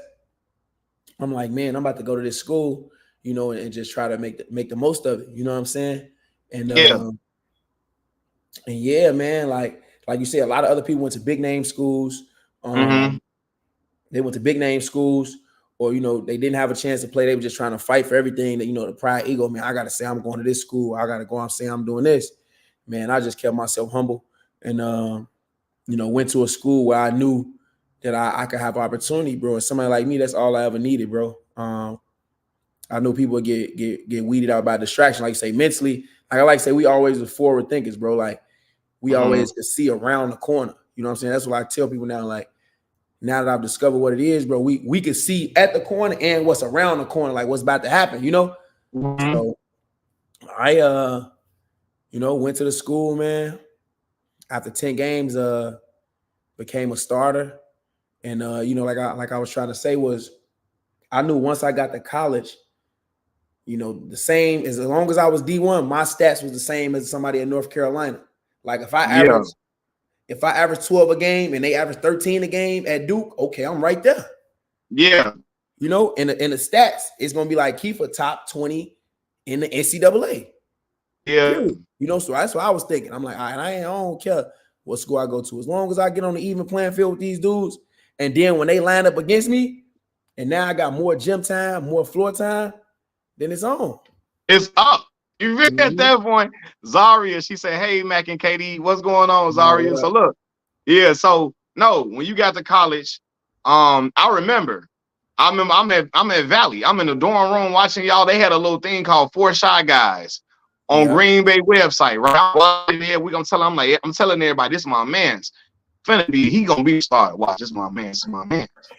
10 games into the season, you become the starting point guard at 17 years old. You're probably the youngest player probably in Division 1. Yeah, I was the youngest freshman in the country. In the country. Youngest freshman in the country. Now you're the starting point guard on the team, which is that's like a captain. That's the point guard is everything, right? Yeah. I quickly became, I would say, the leader of that team. I became the leader of that team. Facts. And this is the time Butler is still in the conference with y'all. So Brad Stevens is still at Butler doing his thing, coaching. Yeah, I remember them games. He's got a championship with the Celtics as a president. Facts. I remember you spin move in the post. You spinning, that was a little signature move you had developed I down there. told you, You I know, said I'm about to start hitting them with the spin move. You remember I used to spin call move you. in the post, huh? I Right? said they can't And stop me when I go right spin. yeah, for real. So then your freshman season, you averaged nearly 12 games, I think, right? 12 Yeah. a game, something like that. Yeah. Right? So after that year, I knew it was gonna be nothing but the ceiling was gonna get higher. Yeah, Next and that year you game, average. and I don't mean to intro you, but that Go year, ahead. like I had some big games. I had like 20, 25, I remember at Milwaukee. I had 27 at home one game. I had UIC, 27. UIC, I had like 30 to finish the season. Like, bro, I was on fire, bro. I'll never forget it. Like, I was on fire, bro. Like, I could not miss. Yeah. In front of, like, you get that adrenaline going home, but like, I was a gamer, bro. Like, see, like I'm a gamer. Like, when I'm working out, I'm working on my shot, working on his work. But bro, once the game start, I just instantly like I'm just trying to kill. So bro, I just always been like that, just like a gamer, like a gamer. So like, yeah, I had some big games. So I want to acknowledge that, like even Butler, like the light that game was on ESPN. My head get busted. I ended up like 17. I only played like 20 minutes. Like, hit the game winning floater. Like I was, man. That's when you had to get stitched up. Yeah, bro. So I just always been a gamer, bro. Like, like when it's on the line, it's something where I'm just like, I work so hard. Like, let me do this. Like yeah, that comes with a lot of losses too. Like I've lost a lot of games, but like I'd rather take the risk. Like I'm a risk. Like I'm a gamer, bro. I don't even say I'm a gamer. Like when it's time, what it is when the lights is on, it's time to perform. You know what I'm saying? I don't forget that. Like that's me. Like I've honed that watching that movie a million times. Like that's what it is. Like exactly when he say like when them lights is on, it's time to perform. Time to perform. Yeah, that's and me. Because me and you used to watch. Yes. My bad for cutting you off, bro. Me and you used to watch Fire every day and then go hoop at the park all the time. And Bassie's brother told him when the lights is on, it's time to perform. Yes. And that's the difference, man. Certain players, I always tell people this, and I ain't saying this because you in the chat, I told you about something. When it's time to hoop, I know my man's finna come through. Like when it's time to hoop, everything on the line, he finna ball. Yeah. And so when I saw you play like that at UIC, I said, I was over with now. Now, he's not on wheels turning in his head. He know it's over with. Now I mean, you always knew you could do it. But once you see it really, like, you like, damn, I ain't missing. It's over with. Yeah. That's when your confidence gets higher and higher. Yeah, like that game, I knew I was like, I'm gonna be one of the best players in this conference. Like, I'm gonna be one of the best players in this conference. Like, period. Facts. Yeah. So at the end of your freshman year, you have a great freshman year. Summer comes, tragedy hits. Papa Sykes, your dad, Mr. Sykes, he passes away. What do you remember about that day? I remember I remember a lot about that day. I remember like waking up, right? Like a normal day. It's summertime, so the school ain't nobody there, nothing like that. We just there working out. And my brother calls me, and you know what I'm saying, he tell me what happened. So I'm like, what? And then I instantly like break down. And I remember locking myself in the bathroom and stuff. No, I remember going to my teammate room. He was sleeping. I just woke him up and told him. I didn't know what to do at times. Woke him up and told him. And then we was all like, confused. And I just went in the bathroom, was crying, locked myself in the bathroom for a minute just to get that out. And then I should never forget like my coaches, because I think my mom was calling my coaches to tell them to tell me.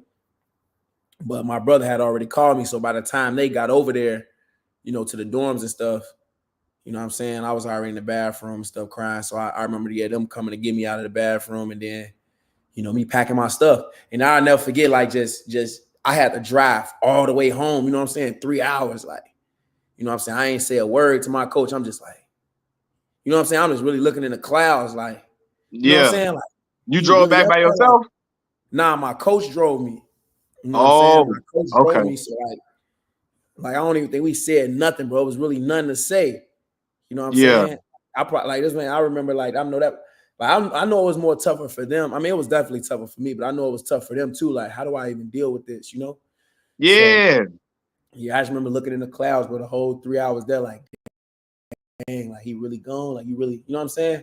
And then He yeah, passed away from a heart attack. yeah, yep. Not being Okay. healthy, man. So that's one thing, bro. Like health is wealth. Like that's the biggest thing. And I like, I don't never want to, get out of tackle my health. Like in America, bro, it's bad. Like now that I'm just so aware, like the liquor stores, like just the food, like like now I be trying to make sure I'm staying in a sauna steam room, like everything just, bro, health is everything. Like, and it's so difficult with us being in America. Like it's bad. Like, you know what I'm saying? Like, and that's the blessing of me traveling around the world. Like our food's not the greatest, like everything. Like we gotta be healthy, we gotta be better. Like I still gotta even get better, you know what I'm saying? Like Mm-hmm. learning how to cook more and just do more stuff. But yeah, like I don't want my kids to lose me because of health, because like that took a toll, you know what I'm saying, on me, Yeah. like so it's not easy though. You know what I'm saying? One thing I say, he had a lot of kids, he had a lot of things he was doing. And like if you ain't got that money to be paying to eat healthy or to do healthy, it's hard. It's easy to, it's a fast food spot on every corner. There's a McDonald's, there's a Wendy's, Yeah. there's a And they Burger the King. cheapest options a lot of Yeah, times. yeah, and it's quick, you know what I'm saying? So it's like, Yeah. and the liquor stores, like you said, if you drive down the hood, you see liquor stores lit up, like you see the biggest signs, like, you know what I'm saying? Like they just making you go in there. I'm like, damn, like you Like get to Happy see it, Liquors on 79th Street on the bro. It's like, 9. Happy. you feel me?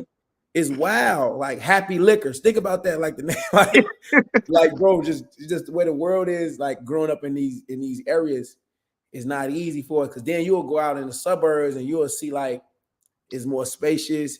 You don't see the Grocery big liquor stores. stores. Yeah, you see the grocery stores and they nicer. You know what I'm saying? So even now, as living in the suburbs, it's like I'm like, wow, like it's crazy how growing up in these areas is really created for us to just everything, bro. Even the election coming up, I'm just be confused about all of it. But Yeah. yeah, to the point where yeah, like so I'm just driving home. That I'll never forget when I finally turned on my block. You know, I just broke down, just crying. You know what I'm saying? Like when I finally turned on my block, I could see everybody sitting at the crib. I'm just crying, and I just went in there like it was sad, bro. And man, the hardest thing though Mm-hmm. was like, coach called me because I'm just like at the crib, like I'm not even.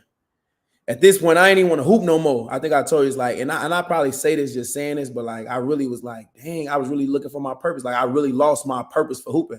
Cause like say him at every game, like I realized like in that moment, like I really was just hooping to really make him proud. Like, that was my main reason. So I had to find other reasons. You know what I'm saying? Right. Like obviously I love the game at this point, but like it really was a big, like I'm really asking like, okay, what am I hooping for now? Because I really now it makes sense to me. Like I was really only hooping to come home so he could be happy for me, or like Right. even if he wasn't happy for me, like he would never parade me all the time, but my dad would show love and would be showing that he proud though. So Thanks. I'm like, dang, I'm missing that. Like that was really kind of a lot of my what I was doing it for, the gratitude part from him, Yep. and just to be his son, like to be like, I'm doing good. They be like, oh, that's his dad, like type. I was really, what I'm saying, to get him some love because he ain't never really get no love. So that was really what I was doing it for, you know what I'm saying? So I'm like, Fact. dang. And like, yeah, the hardest thing was going back to school because he like, man, you got to come back. But I'm like, man, my family messed up. I don't even know how we about to keep going. And I was like, that's when he was like, man, but the guys need you, because I was a leader there. So me, like I said, me coming off that huge year, this summer, I'm attacking the weights, I'm attacking the workouts. Now, man, we gotta win. Like I'm Yeah. pushing us, like, I'm pushing us. We didn't just got Alfonso. I didn't want to go get my homie. He didn't transfer it over, all that. So I'm like, we doing it this year. Like we got to be at the top of the conference. Yeah. Yeah, he was like, man, they need you. And I Yeah. ended up, bro, going back. And yeah, bro, it was I ended up going back and finishing out Getting to those work. last 2 years. Yeah. Yeah. So with Mr. Sykes, I always said it, man. He was one of the most personable people you could meet. Everybody know him. I remember my homie Melvin. He went to his little sister graduated. One of his cousins, somebody. It was some security guards at the graduation. They say, man, you heard what happened to Sykes? Man, that's crazy, man. His son playing ball. Now, my boy Melvin ain't never met you in my life. in our life. He just know you because I'm always in the dorm room watching you, right? So he say, what school his son at? And my homie say he at Wisconsin Green Bay. Cause he just knew, you know what I'm saying? Like it just how life is. Everybody he say he heard some random people talking about your dad at a graduation. You know what I mean? So Mr. Sykes always, my mama always speak about how he was always at the games and stuff like that. I'm going to your crib, Mr. Sykes, give me a ride back to the house. Every time you see me, like, this keep a boy right here. This keep a boy right here, right? So he was a real.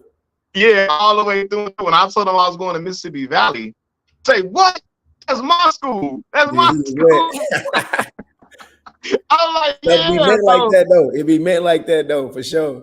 It definitely do, man. So yeah, so second year, after first after Mr. Sykes passed away, do you feel like I'm gonna say this, and you can tell me if I'm wrong. I kind of feel like you became the head of the family in a lot of ways after your father passed.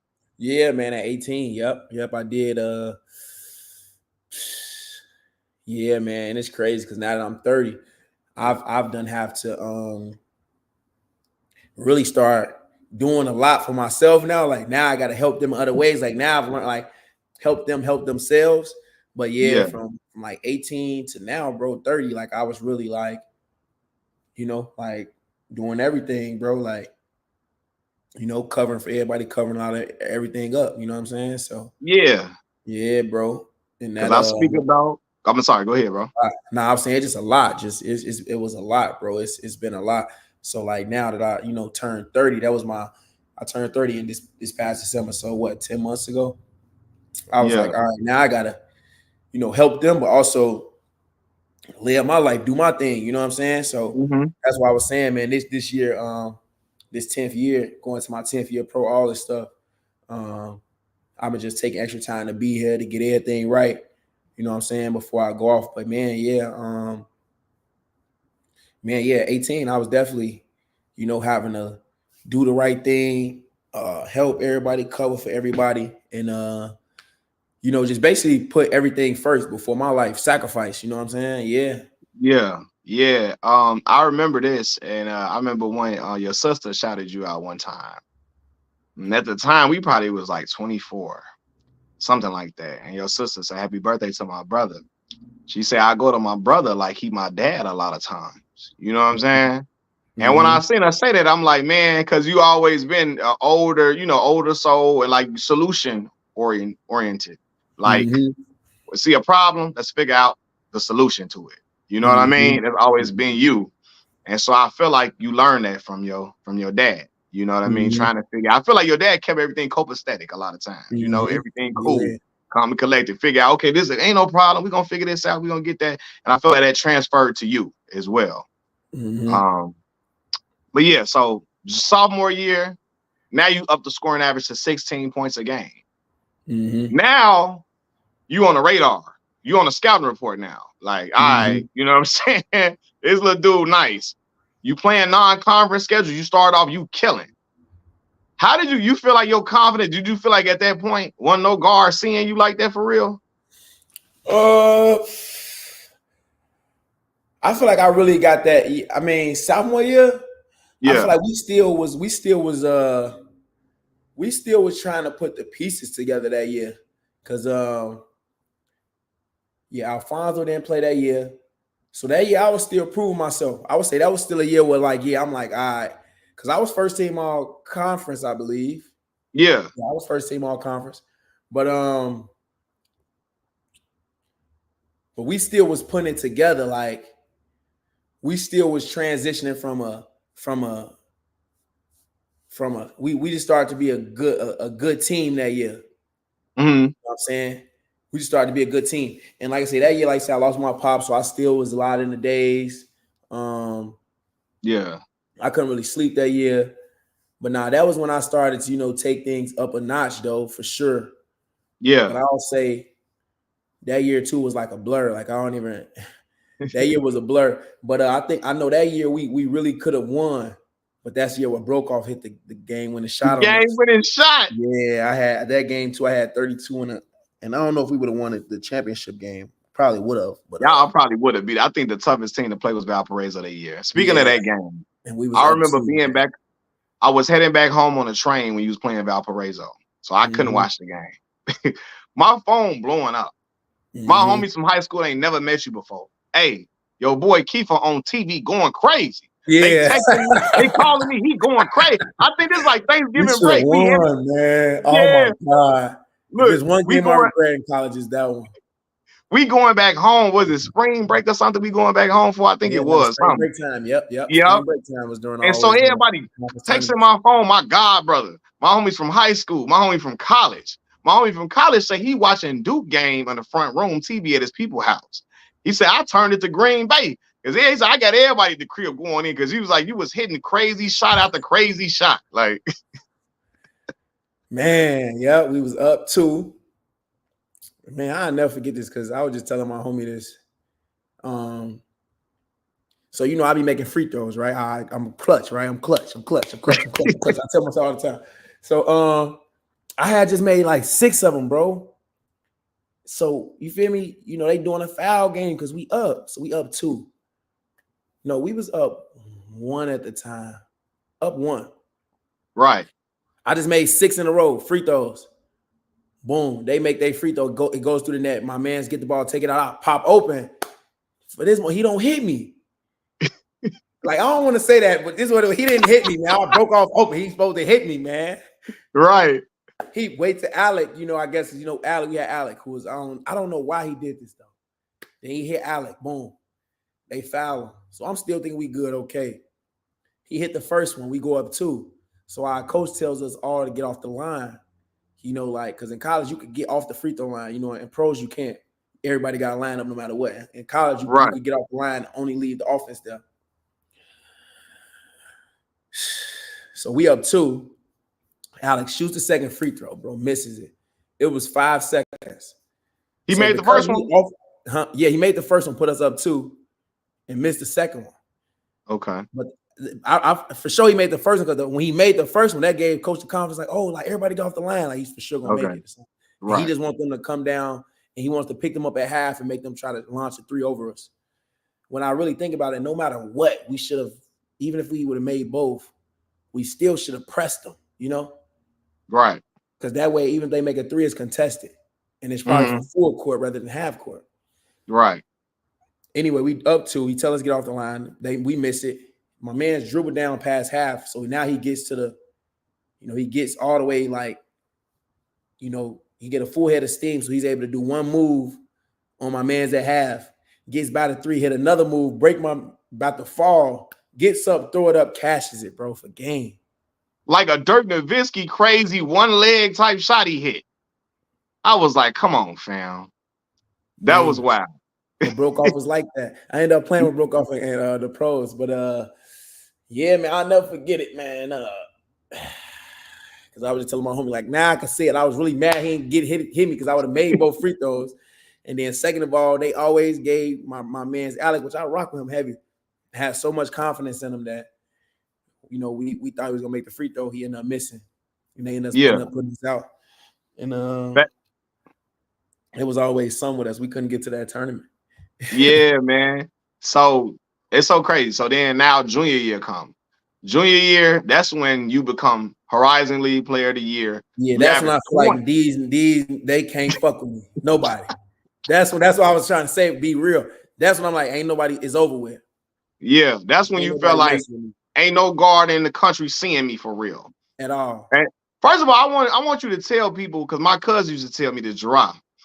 Like he told me mid-major players play harder than the high major conferences. Like y'all really scrap and scratch and claw because y'all ain't, you high major players feel like, okay, I got a shot to go to the league. I got a shot to at least have a good pro career. You got good teammates around you. You know what I'm saying? You could do what you want on whatever day. You know what I'm saying? Yeah. Like, one day it's gonna be his day. One day it's gonna be his day. Like we gotta go out there and hoop every day. Like, you know what I'm saying? Like in the conference, if we don't win the conference tournament, you're not going to the NCAA tournament.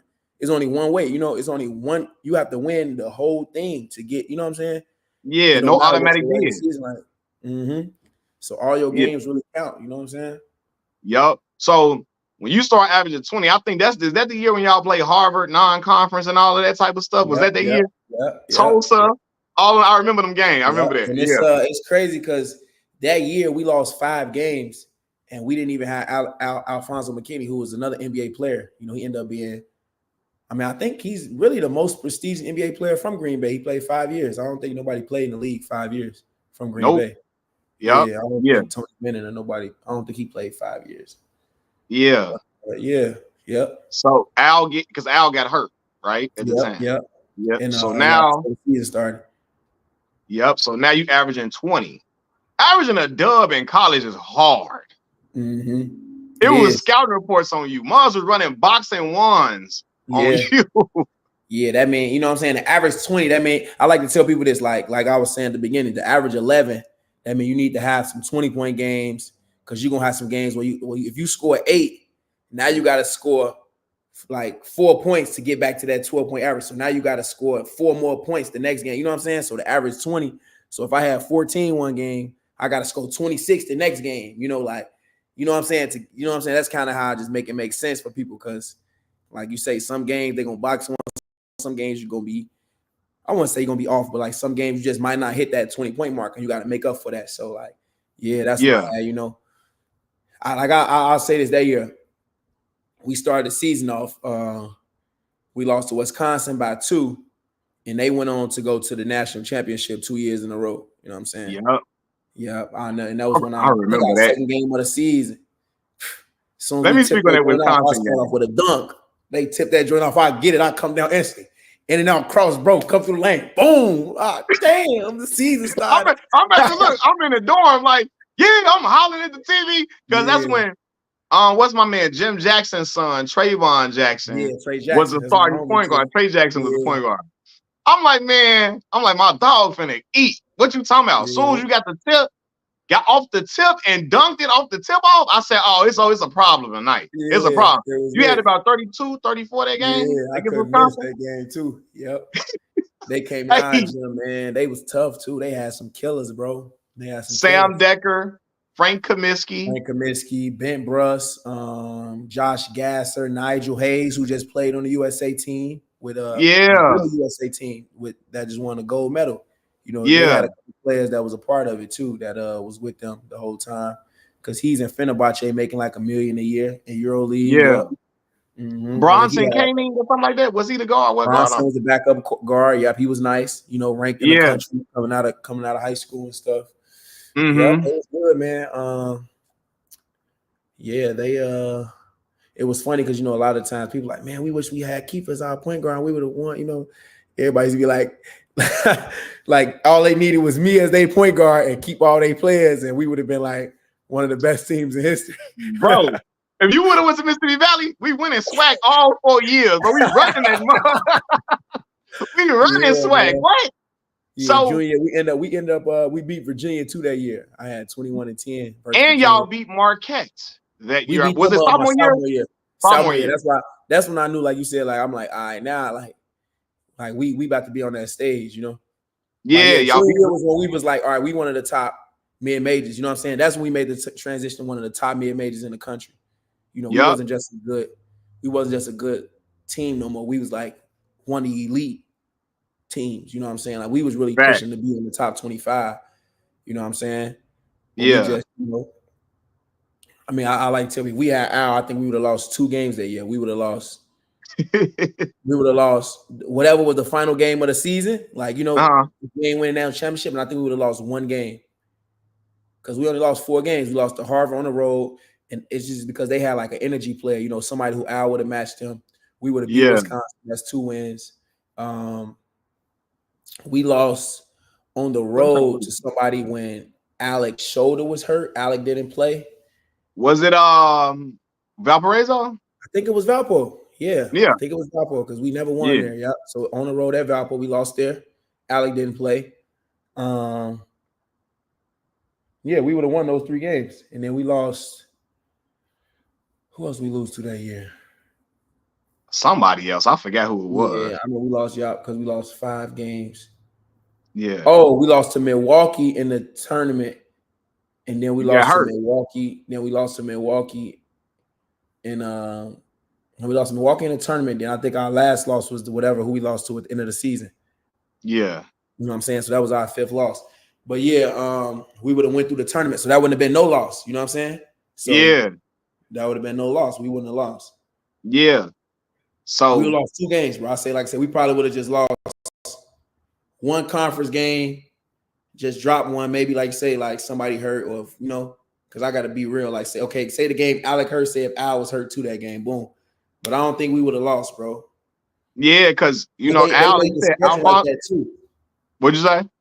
No, I said, and they made the schedule like that too to like boost us up, like Yeah, because because again, Alfonso McKinney, who is the longest tenured NBA player in Green Bay history, you know what I'm saying? Al was nice. You know what I yeah, he was a mean? And great he player. got hurt before everything could start getting rolling. You know what I mean? But to be Yeah. in the league 5 years show from mid-major school show you nice. Like, you know Yeah, what I he was mean? our best player. Like that's what people like. I tell people like going into that year, he was our best player.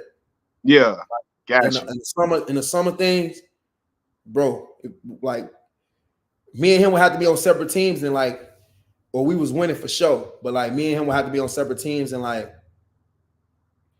bro, like he just like he could shoot. He was athletic. He brought energy. You know what I'm saying? He would do things that I can't do, right? Like he could rebound. So like it was hard to get the ball. Like, you know what I'm saying? Like he like, you know what I'm saying? If I'm playing against him and he getting offensive rebound and put like we it was like they would score every time. Like he was Yeah. dunking on it, like he was crunching on Al, like Alec Brown, everybody, bro. We like, wow, like he'll come in the gym, do something different every day. You know what I'm saying? Was Al always like that as a player since high school? Yeah, he was always outstanding. He just was quiet. But then Yeah. like he started to become loud, like just the way he played. You feel me? Like he Yeah. not like loud, but he just was like he learned how to like make play after play after play after play, which is why when he was in the league, he was like he had the highest offensive rebound percentage. They ain't had to draw no plays up for him, but he was able to make shots. Like, he was always just a big time playmaker. You know what I'm saying? Yeah. That means making a three, slashing to the basket, making free throws, rebounding, blocking shots. Like, he just was always just like, he just became better and better and better and better. So like, all the things that I would do, I'm telling you, bro, like he was the best. Like everybody knows this. That was at Green Bay. We like, bro, this was our best. Like he was our best player. Like he was our most talented player. Alec could shoot, but he ain't had no dog. He couldn't he had good post moves, so I can't say that. But just Al was just different, bro. Like I could do a lot of things. Like we were all good, like say kind of that 1A 1B thing. But he was like 1. Yeah. I was 2. Alec was 3. I can't lie. Like that's just what it was. Like everybody knows this though. Like. Everybody that was there knows this. Like that junior year, like once he set out, he was ready. Like he's like, nah, it's time. You know what I'm saying? Like he was more hungry too. Like it's like sad that he got injured before the season, bro. I'll never forget. It was Midnight Madness, bro. We do the dunk contest. We turn the school up. He just like, man, my knee hurting. We at the crib chilling, he having a little beer. We kicking it, after man, my knee hurt. Yeah. And then, bro, next thing we know, he go to the hospital. He had like something was really wrong with him. So that's crazy. Yeah. Yeah. Because he got hurt senior year too, right? Yep. Yeah. So but still got to the league though. So it show you he was nice. You feel me? Still got to the league with all of that. Playing minimal basketball in college, still got to the league. But yeah, when you junior year, you become conference player of the year. Right. So at this point, now again, y'all on national radar. People know about you as a guard. Like I saw Jim Calhoun doing commentary about during one of your games and was like, yo, Sykes, he's really, really good, right? I was like, damn, Miles, no, at this point, you coming into senior year now. Well, first of all, coming into your senior year, the summer, you go to Chris Paul camp. You start getting all these notorieties and all that type of stuff. What was that experience like being at that camp when you with the top guards and all of that? Yeah, so I'll keep it real. So like my senior year, I mean, that was junior year. So boom, I had hurt my ankle in the Conference tournament, which is how we lost. So I had to sit out for like 2 months. You know what I'm saying? This is the first time, and it was kind of like that was kind of the second biggest obstacle, bro, I would say. Because basketball was never taken away from me before. You know what I'm saying? Mm-hmm. Like I have little injuries, but I'm still able to, I'm young, I'm able to hoop. But there I Right. really came down on my ankle bad. So I was out for like 2 months. And we had lost. You know what I'm saying? That was the big year. We supposed to win to the tournament for sure that year. I was killing. So it was Mm-hmm. more like devastating, you know what I'm saying? Like a devastating way to end the season. And so it was two big camps that they would have, Adidas Nations and then CP3 camp for like college players. So I'm Yeah. just praying, like, man, I gotta get in one of them. I gotta get one of them. Because we was a Nike school, I didn't get invited to Adidas Nation. I'm like, dang, I ain't getting there, but I wanted to go there. That's where like Terry Rozier, all the Nike schools, like Adidas schools, Louisville, all they got good players. Also, Nike players got in, but you had to be, I went to a mid-major, so I'm like, I'm really just wishful thinking, like, man. So when I got that CP3 invite, that was like the first time where I was like, bro, it was NBA scouts there. Like it Yeah. was NBA scouts at the camp. And Chris Like, Paul count. yes, 30 or 40 of them. Like, so this Mm. is the first time I'm really in front of, like, people like, oh, you can go to NBA. I don't, I'm at a mid-major, so I'm like, man, I don't know how this works. I'm just about to keep working. Like I don't even, Right. like I said, I'm still oblivious to the point of me being a pro. And it's crazy. I'm thinking about this right now. Yeah. As a junior, I still didn't know like if that was really true. Or like, did I really even be a pro? I'm like, all right, like overseas, people saying, I'm like, okay, but like I just always was so in the moment, just maximizing the moment, being present. Right. So this is the first time I really seen, yeah, NBA, like all of them got shirts like this, bro, with a different logo on there. Celtics, like every team, Atlanta, like Mm-hmm. 76, something. Dang. You know what I'm saying? So I'm like, it's time to do it. And Yeah. I'll never forget, like I said, I guess I'll say, like, I be telling kids this today. Like, bro, don't be afraid to like be special or do something that make you stand out. Like, so I remember, I'll never forget, I shake all they hand, like Keifer Sykes, let them introduce myself to all of them, bro. Like Right. all of them, like I'm like, shit, I don't know. I'm from, man, I ain't got nothing to lose, bro. All the Yeah. game, I'm from the hood. Y'all probably got these people coming to y'all school every day. This is North Carolina point guard Marcus Page. It's every point guard with a name in there, you name it, they was there. Right. Maryland, all these big schools. And this is another sign, bro. I'll never forget. Even Fred VanVleet, me and him was the two mid-major guards there, and we locked in. Now, we both from Illinois, and obviously he went to a good school where, like, they went to the tournament like probably every year he was there. So they was getting notoriety. But he's went on to have a great career. He just got like 3 years, 120 million or something. Like he's still going strong, heavy. But they had all these opportunities. But me and him was like underdogs. You know what I'm saying? Under 6 feet. So that was the first time I met him. And we was, you feel me, going crazy. we cooking them high major guards, bro. We cooking them. But yeah, that was that experience was everything for me. Like I said, I met Isaiah Thomas, not the Pistons guard, but the other one that was in the league at the time, killing the league. We had all NBA coaches as our coaches and trainers. You know what I'm saying? So that was the first time I was in an NBA setting. I would say like NBA. You know what I'm saying? Like I thought it was just gonna be in camp though, but it was real life NBA setting. You know what I'm saying? Right. So, man, I took full advantage of it, bro. I'll never forget. Like I was the only one that had a mixtape from that joint. They still had it. They got it online. I showed them this new dunk I stole from this one little shorty at the camp the first day he was doing his dunk. I'm still in that. You feel me? Throwing it in the air and catching it. And then, I stole that. You feel me? He let me, go ahead. You got it. All right, I'm taking off with this. Get to doing that air well. Did you get connected? Did you get close to Chris Paul during that time? I would say yeah, bro. And it's crazy because I ended up playing against him in the league 3 times. But yeah, it was because I was doing so well. And yeah, he was like, man, whoever win this dunk contest, I'm gonna send y'all some J's. You know what I'm saying? So oh yeah, this is me. I need this. You feel me? So yeah, of course, like I said, I won that joint. He sent me J's and everything, bro. And at that time, I was sneakerhead. I was spending all my stipend, all my money on shoes. I'm trying to look fly on the court hooping. I used to be wearing all the J's hooping during college. So yeah, man, that was a beautiful time for me. Like, cause I was really sad of coming off of that loss that year and to get invited to that camp and to do my thing. That boosted me up, bro, going into my senior year. And it was my first NBA set. Now I'm like, dang, I probably can maybe like one day play in the league, like because it was so far fetched me. Like I'm still really was like doubting myself, like NBA, you know, because everybody's saying you cold, but what you can't do, you know how it is from everybody gonna say what you can't do when you passing their dreams. So now that I'm becoming good, people like, oh, Keifer doing good, and I was like, man, I'm not sure, if I can really do it. But that's when I'm like, dang. Like I said, I really just be taking the signs humbly, like, all right, I'm this close to it where it's tangible to touch it and touch Facts. these people, and I'm in a room with these people, so I'm doing something right. So let me just keep doing it. But Right. but yeah, it was also rough because I say that senior year, it was tough because man, we was in school for a long time, so it started to get a little boring for us. We lost Yeah. Alec Brown that year. I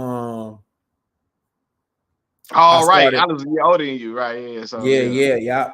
And if I'm being real, like that year, like I wasn't trying to like lift as much because I'm like, dang, I don't want to get hurt as much.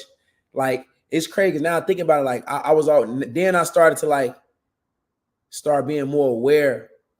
I started working out with like pro people here. Yeah. And like you said, that was the same thing senior year. I'm like, all right, I'm killing everybody every day. Like, how can I really get better? You know what I'm saying? I was pushing my coaches to teach me how to get better, get ready for pro. When I just, what I'm saying, I ain't have my pop. So it's like I was really like, I wish at that time I had more guidance of what was next. I never had the role models. Like, how now I give back to the shorties. Like, I Yeah. ain't have nobody like, I wish Pat Bev or D Rose or, somebody would have showed me the ropes or just taught me how to get ready to be a pro or be a pro. I was trying to do those things myself. So I was always trying to figure it out. You know what I'm saying? Like, I was trying to really figure it out. And Yeah. now I think I did a good job because I was trying to, like, I always was taking the initiative. Like that's the thing about my journey, bro. I always just put myself in those environments myself. Yeah. But that's why I am who I am. Like I try to get the shorties the information so they don't gotta go looking for it. Cause I was at that point, I was just after that happened, I'm like, man, how can I get more? How can I get more? How can I get more information?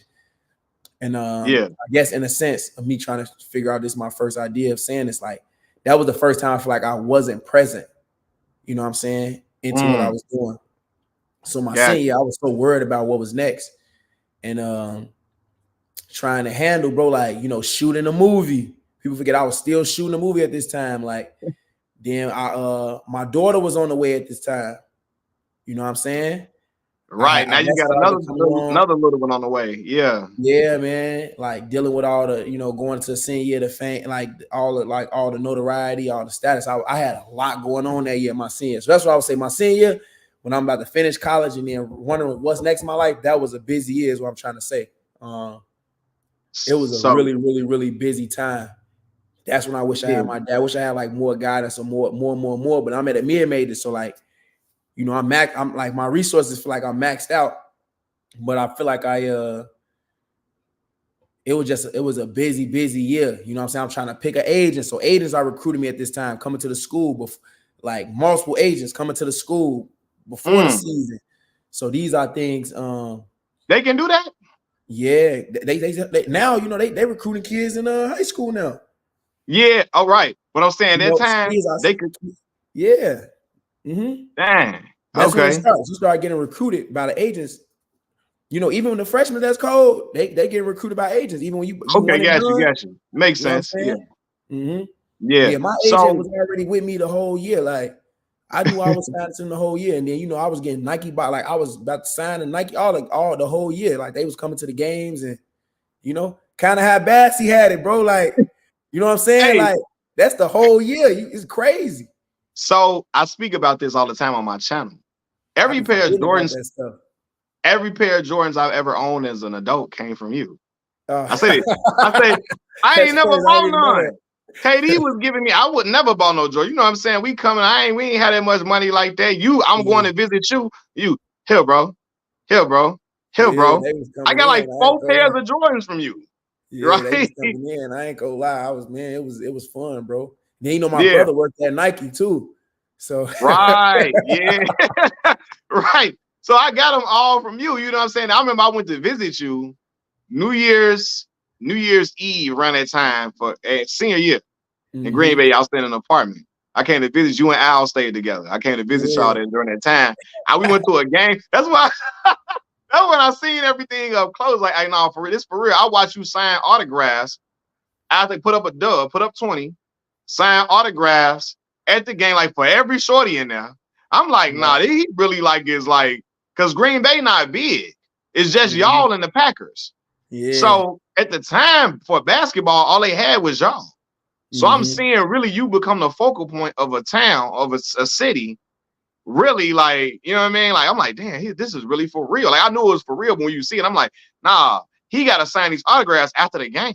Like, they ain't realized, like, that's what I'm saying. That year was busy, and then like they don't understand. That's how I became a Packer fan, because like, bro, I'm at the games, at the Packer games, front row. Then when our season over, the Packers that stand for a little bit, they at our games.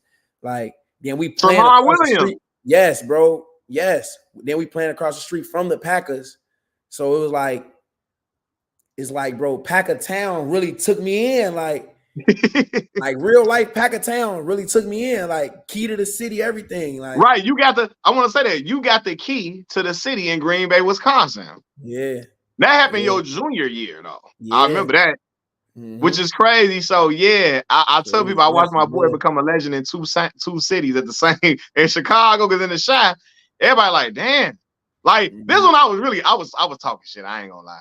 I'm like, I told y'all about my mans. Everybody, dang, he really good. He really good. Cause you wasn't in them rankings as all them other players. So everybody thinking them rankings really matter. I'm A. It's gonna even out when they get to college time. And it did. Yeah. And it's crazy, like you said, because people be like, we didn't even know what we was doing at the time until we started looking up. Like, dang, we really putting this school on. Like, nobody ever heard this school. Like, we really made a real wave across the whole nation. Like, yeah, like we really was winning games. Like, we really was like, you know what I'm saying? Like, we really had a wave, bro. Like, and it's not happening no more. So you know what I'm saying? Like we really was, like you saying, people in Chicago, at least in Chicago, was hearing like them dudes went up to Green Bay, and they doing their thing. You know what I'm saying? Yeah, it became real. I remember I went up to Tunnel Jew with you. No, this was in high school, right at the time. This is right after you started after your junior year. But I just remember though people really buzzing like, nah, hey, it's coming. He out here balling. Yeah. So when you balling like that your junior year, are you getting any people trying to get you to transfer to their school to come play with them? Oh yeah, no, they was trying to get me to transfer really after my freshman year, after my sophomore year. And that's why my coach, he grabbed Al, because he knew, like, after freshman, especially my dad died, because back then, now it's crazy. I realized that you could transfer halfway through the season now and still play the other half of the season in college. Like, if somebody don't like what they're doing right now before the season starts and they transfer, they could play, I think, in conference time, like in January or something, at another school. It's just literally like pros now. I could be wrong on that, but I heard that, bro, and I think that's true. I think it is true. Yeah, like you could transfer middle of the season now and play middle half the season. Yeah. But back then, you had to wait and sit out the whole season unless you can get a waiver. So my dad died. That's when a couple schools, man, you can get that waiver to come, especially DePaul, like schools like that. Hey, you can come home, play right away. But like I said, at that point we got Al, and then after my junior year, I really was going to transfer to I had Mizzou. They had Jordan Clarkson, but they had Phil Pressey. So I'm like, I ain't gonna get that. I don't know how that's gonna work out with Phil Pressey. But they was on some like, man, he might get out of here. You could, even if you have to sit, 1 year, but you could, finish 2 years if you want to sit at Mizzou, like type of vibe. Like, so those are the two that was kind of a little bit serious, like, but not really serious. But yeah, I mean, after, I like where I was at, and then with the sitting out, and then out, it wasn't happening. So it really wasn't, I ain't had no interest. But I think if I would have wanted to pursue it for real, yeah, I could have, definitely could have, like, told people in the shot, I want to get up out of here. And they would have, and I'm willing to sit out. Then they would have been like, oh, yeah, we're going to put it together for me. Yeah.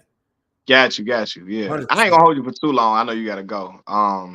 But I mean, we can speed. We got, I like talking about this part, we can speed through the pro stuff, because the pro stuff was like, I get you. One year on the other, then I know they, people want to hear about the NBA, so that's cool. So, you know what I'm saying? They definitely want to hear about that. They asked some questions though. They said, what kind of diet do you follow What kind of diet do you follow during off season to maintain your playing weight?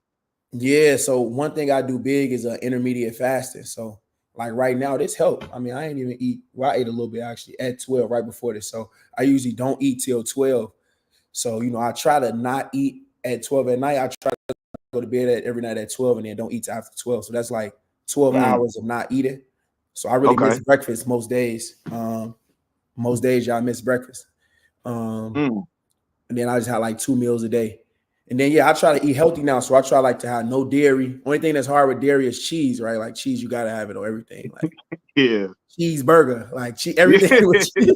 Like cheese is really hard to substitute. On tacos, you want to have cheese. Like, Okay. but I drink almond milk. Like I don't drink no milk. I don't have no eggs, no dairy except cheese.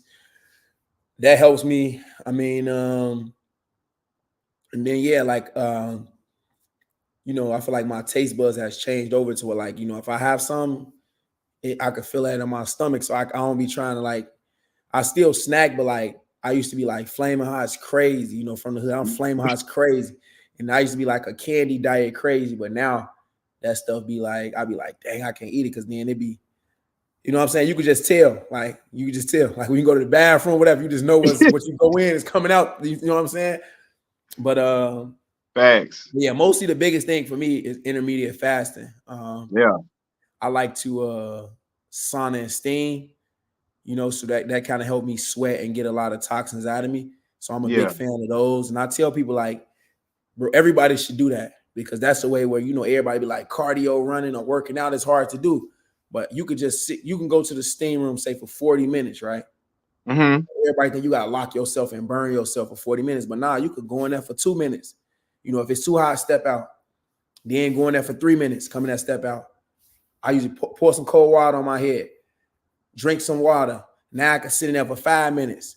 Now I've done 10 minutes of sauna in over 20 minutes. You know what I'm saying? Mm-hmm. Now the last little 20 minutes, however you want to do, another 5 minutes, 5 minutes, but that's the way where you ain't, everybody think working out is so hard, but you could sweat like a couple pounds off, especially like if you drink, you go out and drink, you could get all that up out of you and just speed up the blood flow, because it's heat. So your blood is moving through your body faster.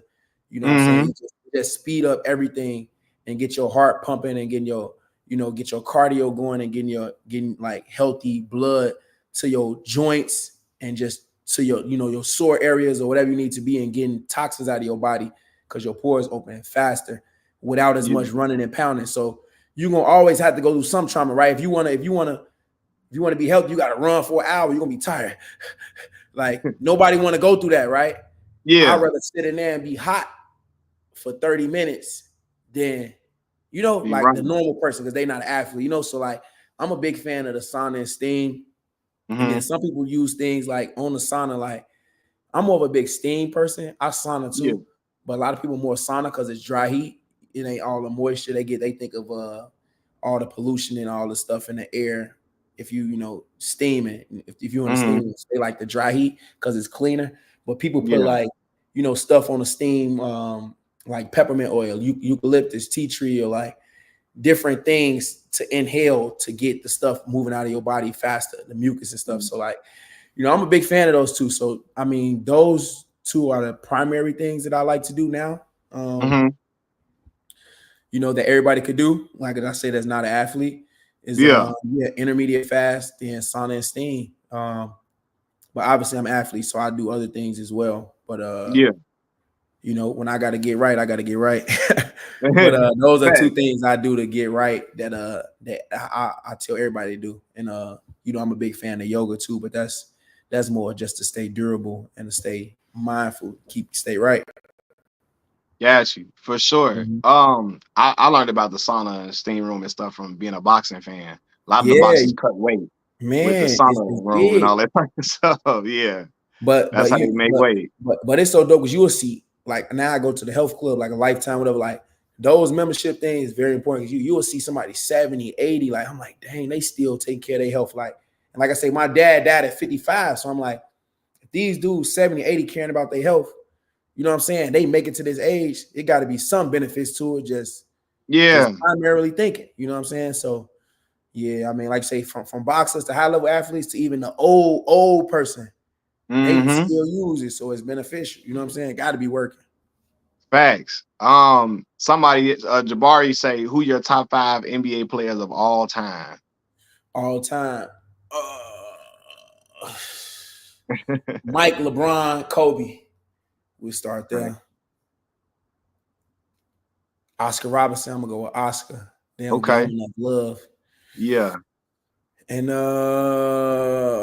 gonna go with Kareem. Kareem. Cap. Kareem. Okay. They don't Gotcha. be giving him Gotcha. enough. They don't be giving him enough credit either. Yeah. Cap got Yeah, 6 chips and like yeah, 5 in league MVP. Something yeah. like that. Like, NCAA. You know, he won one young with the Bucks. Then he yeah. won. Did he win one with the Bucks? He won with the He Bucks. did. Yeah, One with Oscar. the Bucks with Oscar Robinson. Yeah. Yeah. Then he went over to the Lakers. That wasn't easy. Then I'm going on them people because he was pioneers too. Both of them was both him and Oscar was 2 pioneers of the league. You know what I'm saying? Yep. Like I Yeah. would say Bill Russell, but he, you know, he had other killers on his team. Yeah. He won a lot of rings, and he is definitely a pioneer. But 100%. I like how Kareem was moving. Yeah, for sure. Yeah, 100%. 100%. But I yeah, wanted to put so Shaq in that too, but it's only 5 yeah, players. Big Diesel. We Yeah, gonna have to my top debate. 5, it'd be hard to round out a lot of times because it's Yeah, like I and said, I'm so sometimes much it's of a like, fan of the game and the athletes. It's hard to just pick. You know what I'm yeah, saying? That'd be for tough. sure. I'm the same way. So yeah, so after, when you get to your senior year, you become back-to-back player of the year in the conference. You have another good season, good year. Um, y'all don't make the NCAA tournament. I forgot who y'all lost to. Was it Valparaiso again, I think? Yeah, we lost him in the championship that year. Yeah, lost them in the championship game, all of that. But after that, you get invited to the collegiate dunk contest. Mm-hmm. Um, and I think at that point, after that, you get ready for the NBA draft, Yeah, right? yeah, What was the draft process like, as far as working out for teams and all of that? Like, how was that? yeah. So first, like you said, we ain't make the tournament. We lost in the chip. Then I instantly went to Cali because I signed with CAA, Creative Artist Agency, and Mm-hmm. I go to Cali to start working out for the draft and for the workouts. Um, that process was crazy. I'm trying to line it up because I was still finishing school. I was graduating. You know what I'm saying? So Yeah. most of them be like freshmen, right? Because it was Devin Booker, D'Angelo Russell, Willie Cauley-Stein, Karl Anthony Towns, Dakari Johnson, and me. That was our draft class at CAA. You know, Mm. we had the number 1, number 2 pick, the number 10 pick. I forgot where Dakari got picked second round. I think Willie Cauley-Stein was somewhere in the first round. But we had like the 3 lottery picks. The number 1 and number 2 pick. It was crazy. So I'm with them every Yeah. day. It was lit. And Booker was cold too. Right? Like you see how Woo. Booker is now, like that's what he was talking about that's what he was talking. That's what Cat was talking about. Like, did people know that Booker was gonna be that good, bro?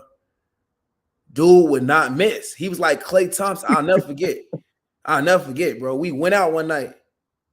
First of all, I should have never been going out working out with them dudes. Them dudes was what? That's when I knew. I'm like, all right, I work for this. These dudes born for this. Yeah. They was born to go to the league. It was nowhere else they was going. Like D'Angelo Russell, he just do this. As now, bro, Yeah, that was the ball, man. It's cash. You feel me? yeah. What Karl Towns? Cause Bro, so I you remember one working time out, you working out with D'Angelo and Devin Booker and yeah. them on a regular basis at Yes, this bro. point. And you know me, like I ain't gonna lie. We going to the NBA 3 now. I wasn't shooting a 3 like that. Yeah. These dudes shooting, that's what I'm saying. I'm trying to make every shot from 3. I'm locking in, like trying to, these dudes, gang, they whap, like NBA 3. Damn. So that's why every day I'm in that joint working, like locking Yeah. in while they just, you know what I'm saying? We went out, bro. We went out because you feel me? These dudes stars at the time, like, and I'm with them, you know what I'm saying? So they Yeah. hanging out like, Paul George go out, we'll be there with him or somebody at Wesley Matthews or Reggie Jackson. Like we be out just like we in LA, bro. Like, and Yeah. these dudes about to be the number 1 picks. So like I'm damn, come on. Bro, we go out one day. Bro, we come back. I'm tired, bro. Like we just getting in. Bro, we gotta work out like 8 a.m., bro. These dudes did not miss. Devin Booker did not miss the next day. At 8 in the He morning, come in like, man, this ain't nothing. He popping. Man, this ain't nothing to me. I'm about to, you feel me? Like, man, I do this. Like, right. I think his pops was in the league, so like he driving drop top cars out. Like, he already, like, them dudes, man.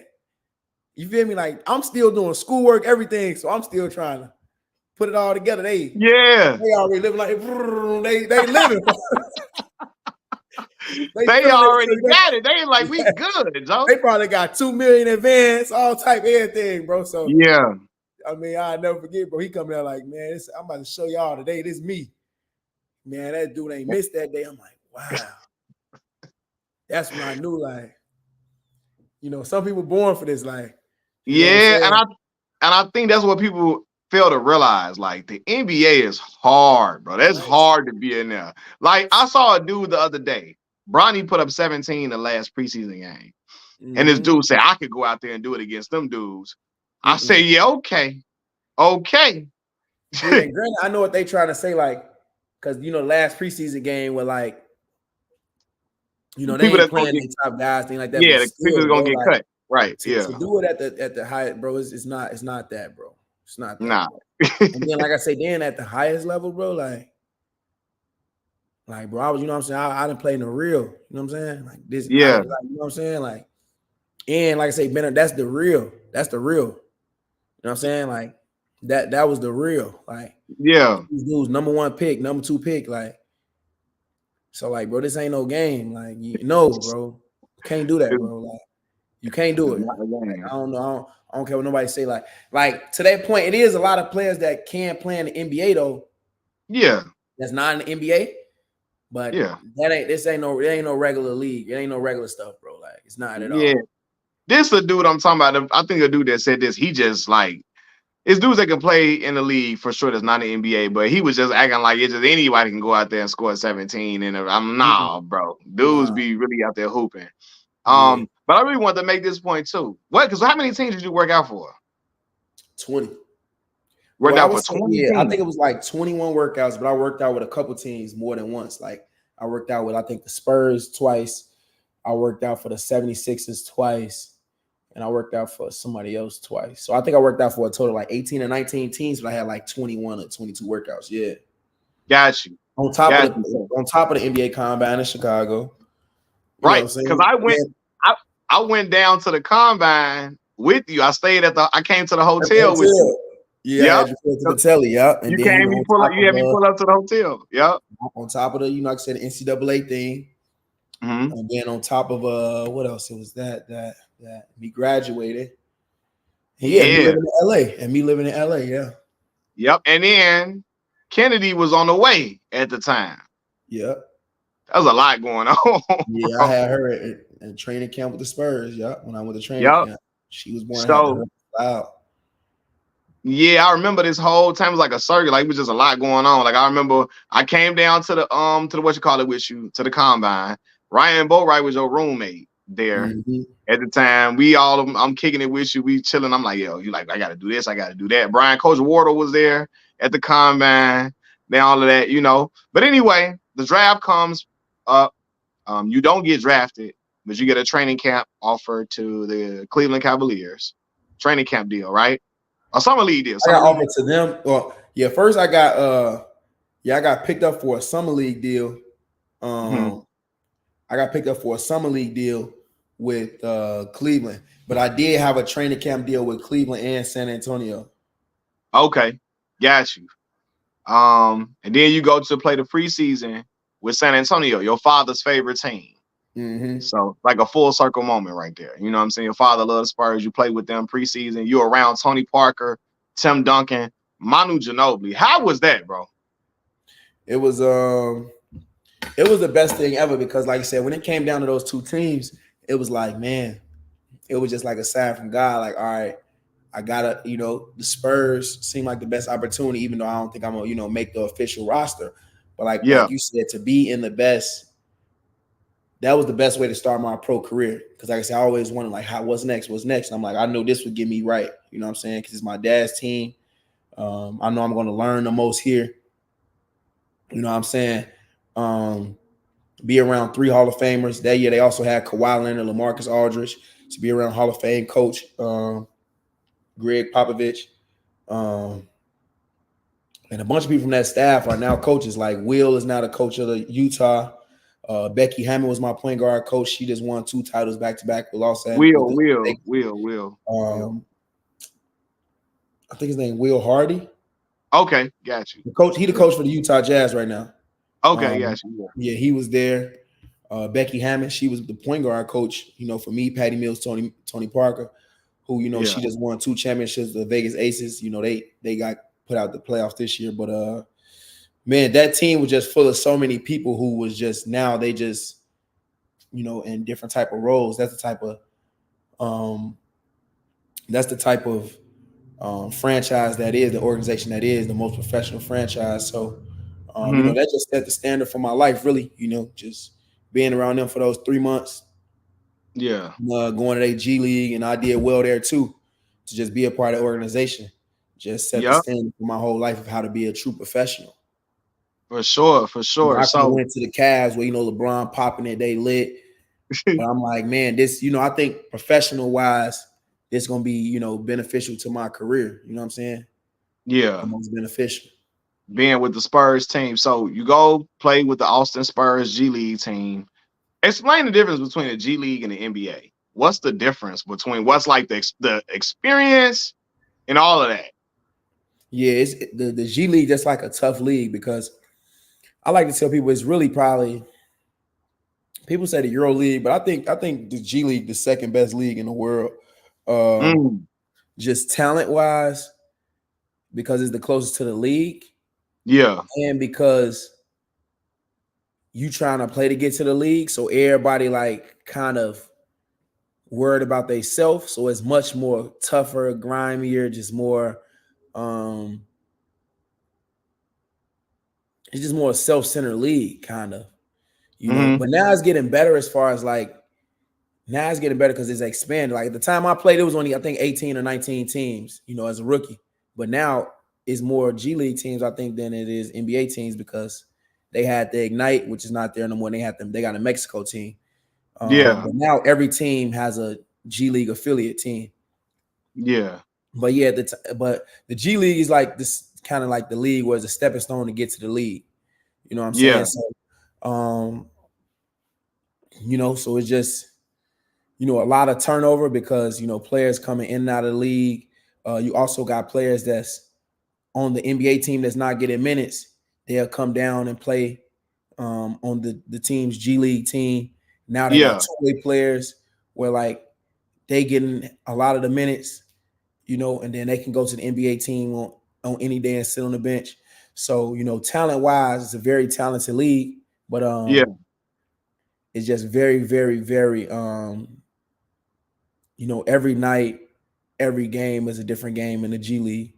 You know what I'm saying? You can have a back-to-back versus a team. One night they got most of their G League players. The next day they're going to sign all their NBA players that they want to get better to the team. You know what I'm saying? And their minutes take precedent. Their minutes take precedent over everybody's. The people who are getting sent down. Sent down from the NBA team to the G League team. 8 minutes take precedent over everybody's. Yeah. Yes, sir. So I want to ask about the luxuries between the two leagues. G League. It's no luxuries. Well, it's just the NBA is the best league in the world. So it's like, bro, you don't carry your shoes. You don't carry nothing. You don't have to carry nothing. They gonna carry your shoes from the bus to the gym. You don't have to carry your bags. From the moment you pull up in the car to the airport and bring your bag to the door, they taking your bag. You don't see your bag till you get to your room. The bell person come ding ding ding, bring your bag. Like you don't touch nothing. You know what I'm saying? You don't move nothing. You don't move a muscle in the league. You want to get rubbed down. You want to get food. You got food everywhere on the plane, on the bus. Yeah, in the G League, you taking them commercial flights. That salary small. You know what I'm saying? Yeah, it ain't that much food unless it's getting better though. I mean, it depends on what organization you with and how much they pouring into their G League. But the G League is definitely a grind. Like it's nothing, nothing close to the NBA. The NBA is like, the highest level in the world. So it's like Got you. you wouldn't even imagine all the luxuries you get in the NBA, bro. It's crazy. For You sure. call So anything you there, like any way you want to get into, like a restaurant, it could be the best restaurant in the world. You call them, I play for this person, they gonna make room like on the dot, like that's crazy. yeah, Yeah, like we in here. And you don't gotta be the star player. nah, You just on the roster. yep, See that's smooth right there. yeah. But yeah, I wanted to because like I said, I ain't gonna keep you too long. I wanted to just touch on the G League part. After 2 years, 2 years in the G League you did I did initially 1 year, and then overseas. yeah, I played for the Warriors G League. Put up summer league, put up some numbers. Then I needed some bread because, like I said, I got a son and a daughter. And then the thing is, like, Spurs have your rights. So if you're not officially signed to a team, then you got to go abroad and get to it. So Right. they had my rights, and because I wasn't signed to a team the next year, like I did so well with the Spurs that they wasn't just about to let me go and play against them with another team without them Yeah. giving like a trade or picks or me officially signing to an NBA roster was the only way for me to get released from them. But I played well in the summer league, but I didn't play well enough for a team to give me like a deal. I Got still you. had to go to training camp and make it. You know what I'm saying? Yeah. So with Okay. that, I just ended up going overseas route, which was always a reality for me. Yeah. So overseas, first team you go to South Korea.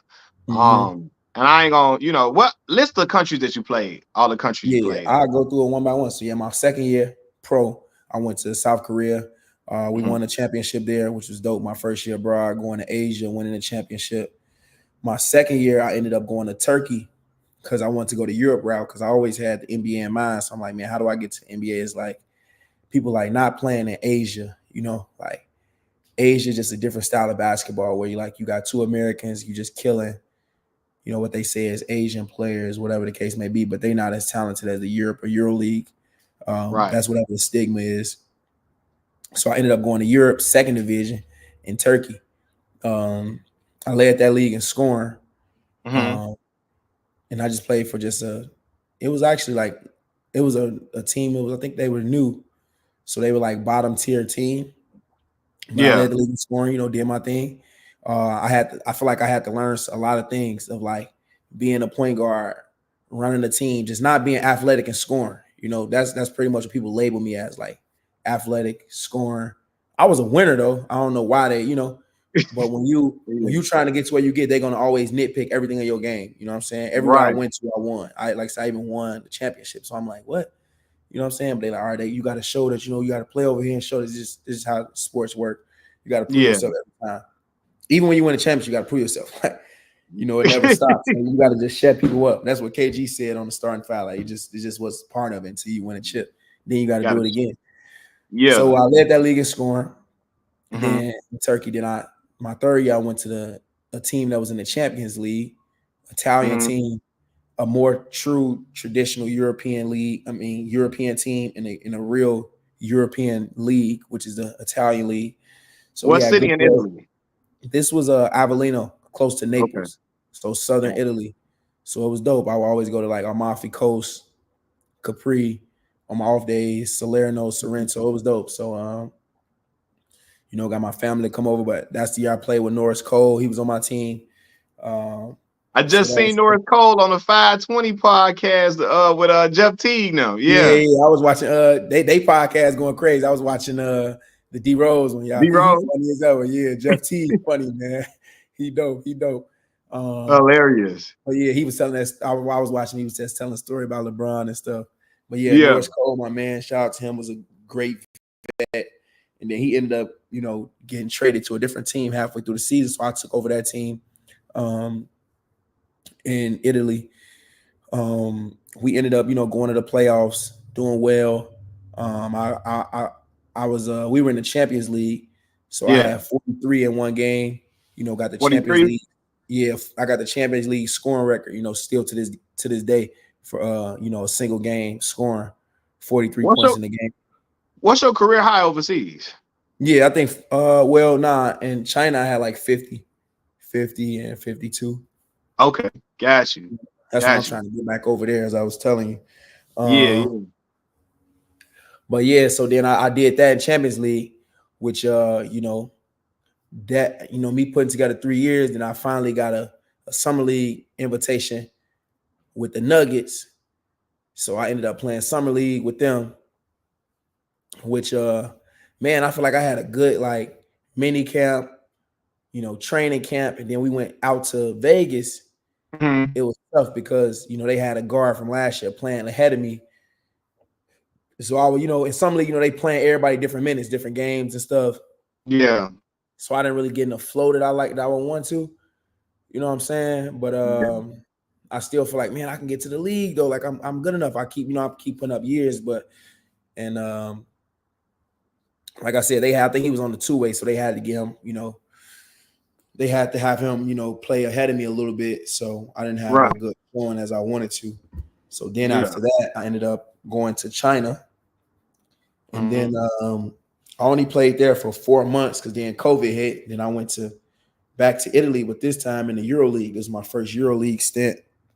Uh-huh. I played for Milano, the big team, because the year before Milan, I was killing every time we played Milan, the EuroLeague team. Kind of like in a movie, when Bassy brother was killing him, and I play for you. You know what I'm saying? Every time you Oh, play with man, good agree. teams, you gotta I do this go. for you. I do Yes, this for you too. yes, yes. Yeah. Well, that movie taught us so much. So I was killing. I'm like, this is the EuroLeague team. Every time I played them, I got to kill. And then we played them in the playoffs. So, I'm Yeah. killing. So, the next year they remember me, you know what I'm saying? So, boom, I get my first EuroLeague stint. But then COVID hit big there right after Fashion Week because people thought COVID was a joke. So, then after that, Rudy Gobert touching the microphones, he had COVID, everybody's season ended. So I flew home. So that was my season right there. China and EuroLeague in Milan was Yeah. my 5th year. So then, like I say, I'm like, all right, I was kind of mad because I'm like, man, I'm about to play in China and kill EuroLeague, kill now. I'm about to go to Summer League or try for some NBA teams. COVID Right. hit. So now there's no Summer League, is no pre-draft workout. So I literally didn't have a chance to try for the league that year. So I was sick. I'm like, oh my God. Uh-huh.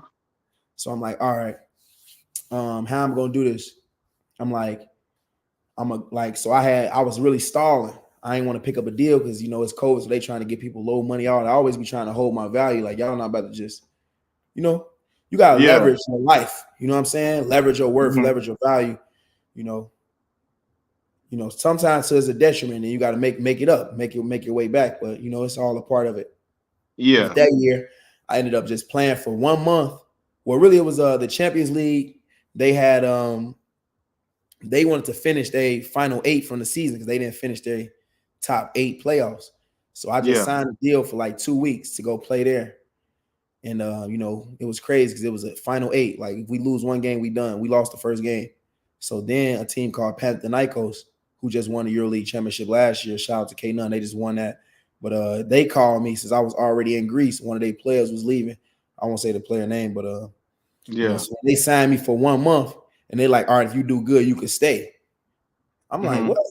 So I was already there. So I took the 1 month, but I'm like, then they started, I was leveraging, like, man, if y'all don't give me a certain number, like, I ain't staying. Had a couple good games, was holding on to that number, but I also was already, they don't even know I was really working the deal. I was already going to Australia. So my Okay. 7th year, I played in Australia. I left those 2 teams. I did 2 1-month stints, played in on. Then I seen like players going from the league from Australia to the NBA. Okay. Melo Ball, my homie Jay Sean Tate. Basically, bro, like you see, Alex Sarr just did it this year. And Yeah, yeah. like a bunch of players been going from, Josh Giddey did it when I was there. Like, it's a good league. So I'm like, I'm gonna go over there. Players going to the league from there. I'm always forward thinking. I'm like, all right, I gotta take the least money as I ever took. It's COVID anyway.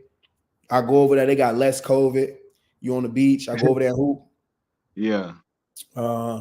Play well, man. And then I'm like, you know what? Since COVID over, I'm trying to leave. I don't care what it takes. You know what I'm saying? I just took a risk, saved my bread, took a risk. Hey, now let me ask you this: did the TBT tournament Right did that after happen? this. That happened. Okay, now get okay. Right Go do after some talk this. about that. Okay. Yeah. So that's how it worked out. I'm like, boom, I'm about to try to leave no matter what. So I'm telling my agent, like, man, I want to try to leave. So we, working on deals. Like, this is what we doing. So then this TBT opportunity comes up. They been asking about TBT every year because I've been killing overseas. I played it in 1 year actually with I forget which year it was. So that's good. I'm thinking about this. I forgot which year it was. But it was DeMarcus' cousin had a team. He said he's gonna pay for everything. And then it was because of the Elite Eight Final Four and the championship was in Chicago. So I'm like, I'll play. I'm always about playing at home. Well, I'm not really playing in the summer. I'm enjoying Right. my summers with my family, enjoying my summers, working out. I got kids. Like, I ain't hooping in the summer.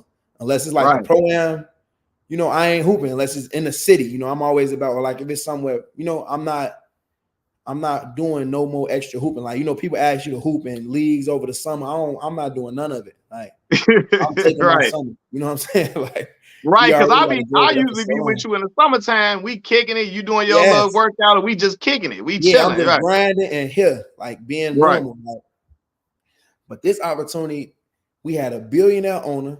He offered me 20 racks to play. And then the first round You got was over 20,000 to play in the yeah, TBT. yeah, I did. Yeah, I made yeah.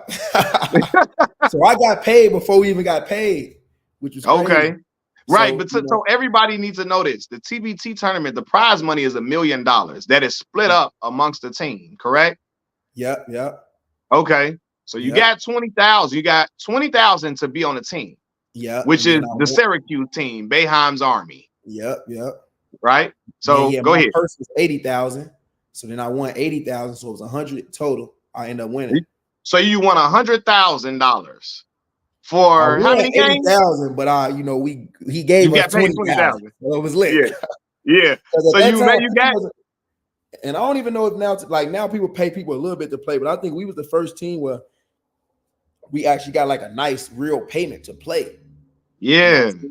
I think he paid more for, like, we had DJ Kennedy, who had won a TBT 4 years, DeAndre Kane, who had won it 4 years. So I know he probably had to pay them. If I got 20, I don't know what they got. I don't count nobody's pocket. They had to get more than me. You know what I'm saying? So Ooh, honey, K for a summer is nice, Katie. Yeah. It was crazy because I really took a risk. You know what I'm saying? Like, I took a Exhibit 10 to play with, to play in the G League. I really, I took $85,000 contract when I just, I was making good money abroad, at least $250,000 or more in most places. Yeah. So yeah, the reason I played though was, like I say, because the money, and then our first 3 games was at Bradley. You know what I'm saying? So I'm like, Right. I get to play at home. Wardle coach at Bradley, and that's what a downstate tournament was for us before it got. Now it's at Peoria, and now it's back at U of I. Okay. But when I went downstate, it was at Bradley. So I'm like, okay, man, this sound. I always take the signs. I'm like, okay, then I get a chance to play with a high major school for a billionaire. The billionaire is the sponsor. I'm right. Like, so I'm telling my agent, like, man, this sound good. It's free money. I said, what if we lose the first game? I got 20 racks. Yeah. You know what I'm saying? But he was like, man, we going for the league. What if you get hurt? Because that's the thing with me. I don't really like to hoop in the summer because I don't want to hurt my real bag. I got kids. You know what I'm saying? That's why even the pro-ams, I barely, you know what I'm saying? I'm playing the pro-am, just taking a risk, but I'm only doing it because I'm in the city. But if it's like, say like people doing open gyms, I don't even be trying to do all that. I'd rather just do workout and kick it, like, and chill. But yeah, man. So it ended up being first 3 games at Bradley. Boom, we win all 3. We go to Dayton. We win 2 games, but we get to the chip. It's on my son's birthday, bro. I'll never forget. It's on my son's birthday. He say, Dad, you can't lose this game on my birthday. That's what he said. You put the pressure on, wake up, because I got him there. Man, Dad, you can't lose this game on my birthday, because everybody knowing the prize money. So it was crazy. He said, you got to get there. You got to get that prize money. Man, that game was crazy. That game was crazy, bro. How much you end up putting up in that game? 21. 21, and you hit the game-winning shot to win the $1 million prize money. 21 out of 68 points we had, I think. So I think I led us in scoring. Yeah, man. Zoned in for that joint. And Yeah. then it was a blur. It wasn't a blur. That game was a blur. But I'm saying, like, once I hit the shot, man, it went crazy. Because But the like, shot I'm was going for the everywhere. league. So shout out to Shams now because he the head of the he took over the operations for all the NBA alerts. Right. Man, it was crazy because I had signed to the Pacers, and it was crazy because I had a couple, like I said, a couple deals for Exhibit 10s, like who would let me. Basically, that's a G League deal, so I was a good guard. So a lot of teams want me, like, oh, he come to training camp, but we might just cut him, like, and then he go to our G Right. League. So I'm like, man, Indiana, like, Indiana called, and I'm like, all right, they close to home. I'm looking at their roster, so I see Malcolm Brogdon. I'm like, dang, I beat him in college. TJ McConnell, he cold, but I played him in college too. And these two, and I'm not saying anything about them because they just got TJ McConnell just got paid. Malcolm Brogdon, my good friend, I've hooped with them. Like, they are great NBA players too. Yeah. But like I said, I just look at the signs. I'm like, I'm just as good as these guys, right? Like, I Yeah, could probably you play just as good as them in college. You beat them. yes. Yeah. So I'm like, I think I can make this team. It's close to home. And then the one thing they said, I'm like, all right, but I'm playing in this TBT tournament. Like, is it okay if I finish this? I don't know. They like, oh yeah, we might. They don't. They act like they don't know what it is. I'm gonna win or not, whatever. I'm like, I bet. Worked out perfect. So I signed a deal before the Final Four. You know what I'm saying? Nobody knows this. Like, like I'm telling you, I signed a deal. I got to sign this deal on Friday. Nobody knows these things. This is how it works. You know what I'm saying? So, and the deal I'm signing on You Friday. signed a deal before the Final Four games. Yeah, I'm a Rock boy. Officially a Rock boy. Officially the newest member of the Rockefeller team. You know what I mean? Hey, wait a minute. Right. Hold on. You know what I'm saying? Repeat that one more time. I'm the newest member of the Rockefeller team, man. You know what I'm saying? It's always been like, I always just felt like being from Chicago. Somebody had to be a Rock boy, man. It's us. Yeah, like Kanye, when Kanye did Through the Wire video, I'm the newest member of the Rockefeller team. They gave him the chain in day. They gave him the chain. So now you just signed. Rock Nation. Yeah, I'm about to be signing to Rock Nation for the rest of my career on Friday. But wow, signing to Rock Nation for the rest of your career on Friday. Yeah, man, they do a lot of off the court stuff that I like too. And I just like the type of people they are, getting closer to Jay-Z, working on this second movie. I'm just trying to wrap it up because we're on this joint for 2 hours and 30 minutes. We're gonna kick it when I'm with you. Right. But yeah, they do a lot of stuff. I'm coming out with the second movie, the second Chi-Town movie in 2025. So I've been working on that, brother. So gotcha. Yeah, we'll get back to the point of so yeah, I'm like Syracuse, high major. They paid me. It's at Bradley. Boom. I ended up it's on my son's birthday, the championship. The Pacers, they let me sign for them. So everything working out. When we get to the tip, my son, like, you gotta win it. It come down to we down 4, I believe. We down 4. And it's a Elam in it. So you gotta score the 60. I forgot what the game winning score was, but I know they were up 1. Mm-hmm. I don't remember this. I know they were up 1, and they needed just to hit a jumper to win. So I don't know if they need the score was 69, whatever the case may be. It had to be the game winning score was either 68 or 69. I know we needed all 3 points. Right. They just needed a bucket, bro. I never forget. So when we finally fight, we fighting hard. It's all the refs whistles off because it's for the money. They ain't really calling no foul. We get a bucket. Yeah. So then we down 1, bro. I'll never forget. So we come down, miss. I'm clutch though. So I'm just trying to I'm like, man, I gotta find a way to get the ball. But we got this other dude, Tyrese Rice, with the MVP of the thing. He been killing. So we trying to get him the ball. Coach calling play. Everybody trying to figure out what we gonna like the game, right? It's game, like, yeah, bro. We fouled him under the basket. So they take it out under the basket. I'm guarding under the basket. The dude popped to the corner. I don't know how he get up. People used to do that screen to the corner. He get the J. He shoot the J. I see it. Miss. I'm thinking that joint cash. I'm thinking it's over. Once I saw that one, I'm like, oh no, I got to get this ball first. So somebody got the ball, gang. I literally and I don't usually do this. I run up on him and just if you watch the clip, bro, I run up on him and just give me this. If you don't even know how it happened, I just dude dribbling the ball to the court. I ran up on him hey, let me see this. Literally. Thanks. And he just tosses it to me, So, like I said, we looking for Tyrese Rice all game. So I remember bringing up the right side of the court, and I'm looking because he lined up on the left wing, and then we got the big at the top of the key, about to go Mm-hmm. screen for him. So like I'm looking off to the left, and I see dude turn his head, look over to the right, to, just to check to see where he was at, or just to, check to see what I was looking at. Right. I must have took off so fast to the right and just pulled three. And that joint dropped, bro. We won it. And we won. That was crazy. I remember it was everywhere on Twitter. Yeah, I'm like, oh, I'm going crazy. I'm like, my man's hit that joint. Because I remember you told me, hey, I think I'm about to play in this TBT tournament. Yeah. You like, I'm finna see if I can do it. Yeah. I see you hit the shot. I think at the time, bro. Yeah. This was in August. So yeah, this is like I had just came back from Vegas the month prior to. I had talked to you then. You're not finna probably playing the TBT tournament. Then you hit the joint. After that, that was crazy. Then you signed the Indiana Mad Ants you signed with Indiana. Shams posted like Keifer hits the game winner and signs to the Pacers, like because it's it was a training camp deal. Everybody it made it seem like after you hit that shot they signed you, but that was already So he hyped me up. He turned me up, gang. It was so lit. Right, seeing your name being tweeted by Shams, I'm like, look at my dog got the Sham Saranya tweeted you out. It was lit, bro. So then, I go to the summer league. Yeah, I'm playing well at this moment, bro. Like at this time, bro, I'm floating. Like I'm floating, bro. Like I'm.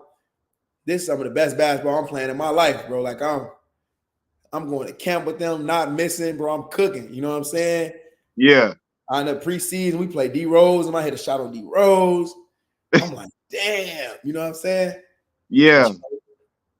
It was crazy because like after the first week, literally after the game against D Rose, we picked up a veteran guard because they was looking for a third point guard. So that's another reason why I signed with them. Everything was perfect.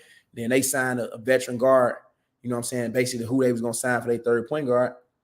So boom, I got to go to the G League, got to humble myself. And I play like, all the way up until like December. And then they signed me, bro. You know what I'm saying? And then I kill, play my idol, Kyrie, his first game back. Hold on, wait. So you get called up from the G League team to the actual Indiana Pacers roster. Yeah. That happens. Yeah. So how did you feel when you first heard that I'm getting called up to the league now? Yeah, so people don't even know. It was crazy because they really because the way they did it was like, this was right before the guaranteed date. So they was like, all right. And it was crazy. It was like they ain't want to, it was like, if I'm being real, they ain't want to sign me the whole year. Okay. Like, I'll never forget when I came in there after that, they like, because I had to go down there to sign after the TBT thing. Yeah. So they like, man, we just seeing you blowing up all over, like, like they like not acknowledging it though. Like they like showing up, they like, here, sign this G League deal, man. We hearing your name more than anybody. Like, I'm like, yeah. Like this for real. Right. Like, you feel me? Like, y'all think I'm playing. Like, y'all know I had this in my mind since last year. Like, I'm going to the league after this. Like, come on, Chicago, like, Joe. We in here. We finna Bogart our way in here. What you talking about? Bro, I just took my lowest deal in Australia. You feel me? Just took a deal at TBT, like, and I signed with y'all before I hit that shot. You feel me? I mean, y'all know this. Like, yeah. They think I'm playing. You feel me? So I'm like, all right. Then they signed somebody else. Don't want to give it to me. Then during the year, like they had took somebody off the two-way. You know what I'm saying? So I'm thinking that was gonna be my shot. They gave it to somebody else. Yeah. So, I'm still playing on G League. I'm like, dang, they making me real life earn it, bro. Like, so when they signed me, it was more like I'll never forget. They like, all right, bro, like this really like because the deal they signed me to was a full deal. But like, if I wasn't gonna make it, they was gonna cut me at the day that all the deals got to be guaranteed. Like it's a January trigger date. You know what I'm saying? Okay.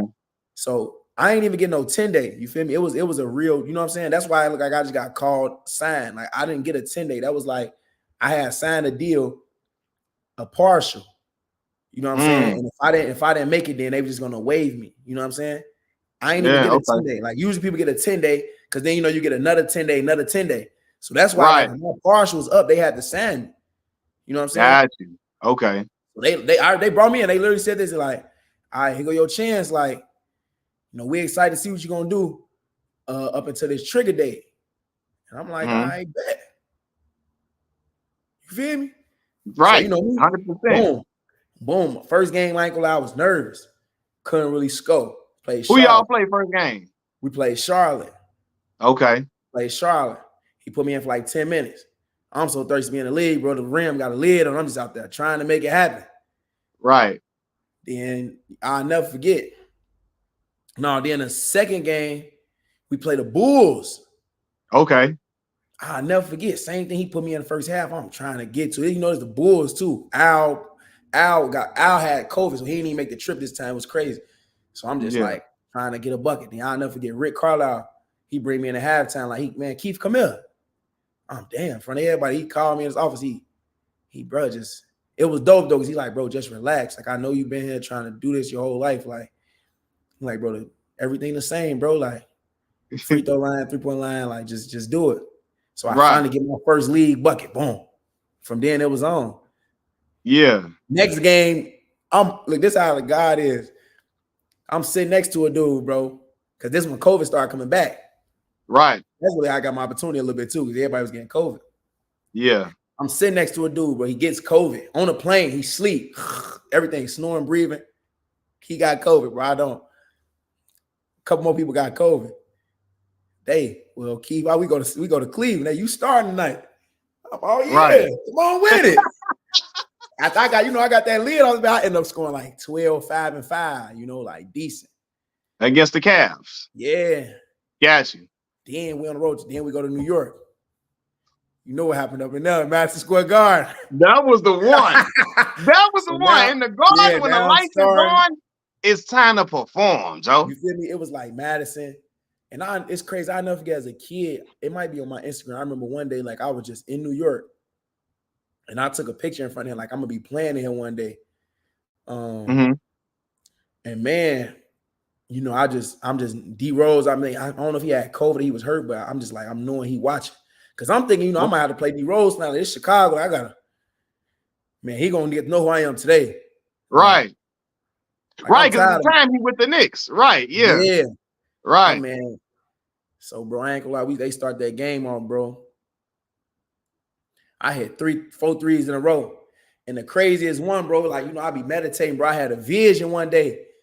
Like, I be meditating, I had a vision. And I thought it was at home, our home gym, because it was blue. We was blue and yellow, like the Pacers. Well, I got the ball and I dribbled it to the 3 and shot it. Right. You feel me? So I'm thinking I had a vision.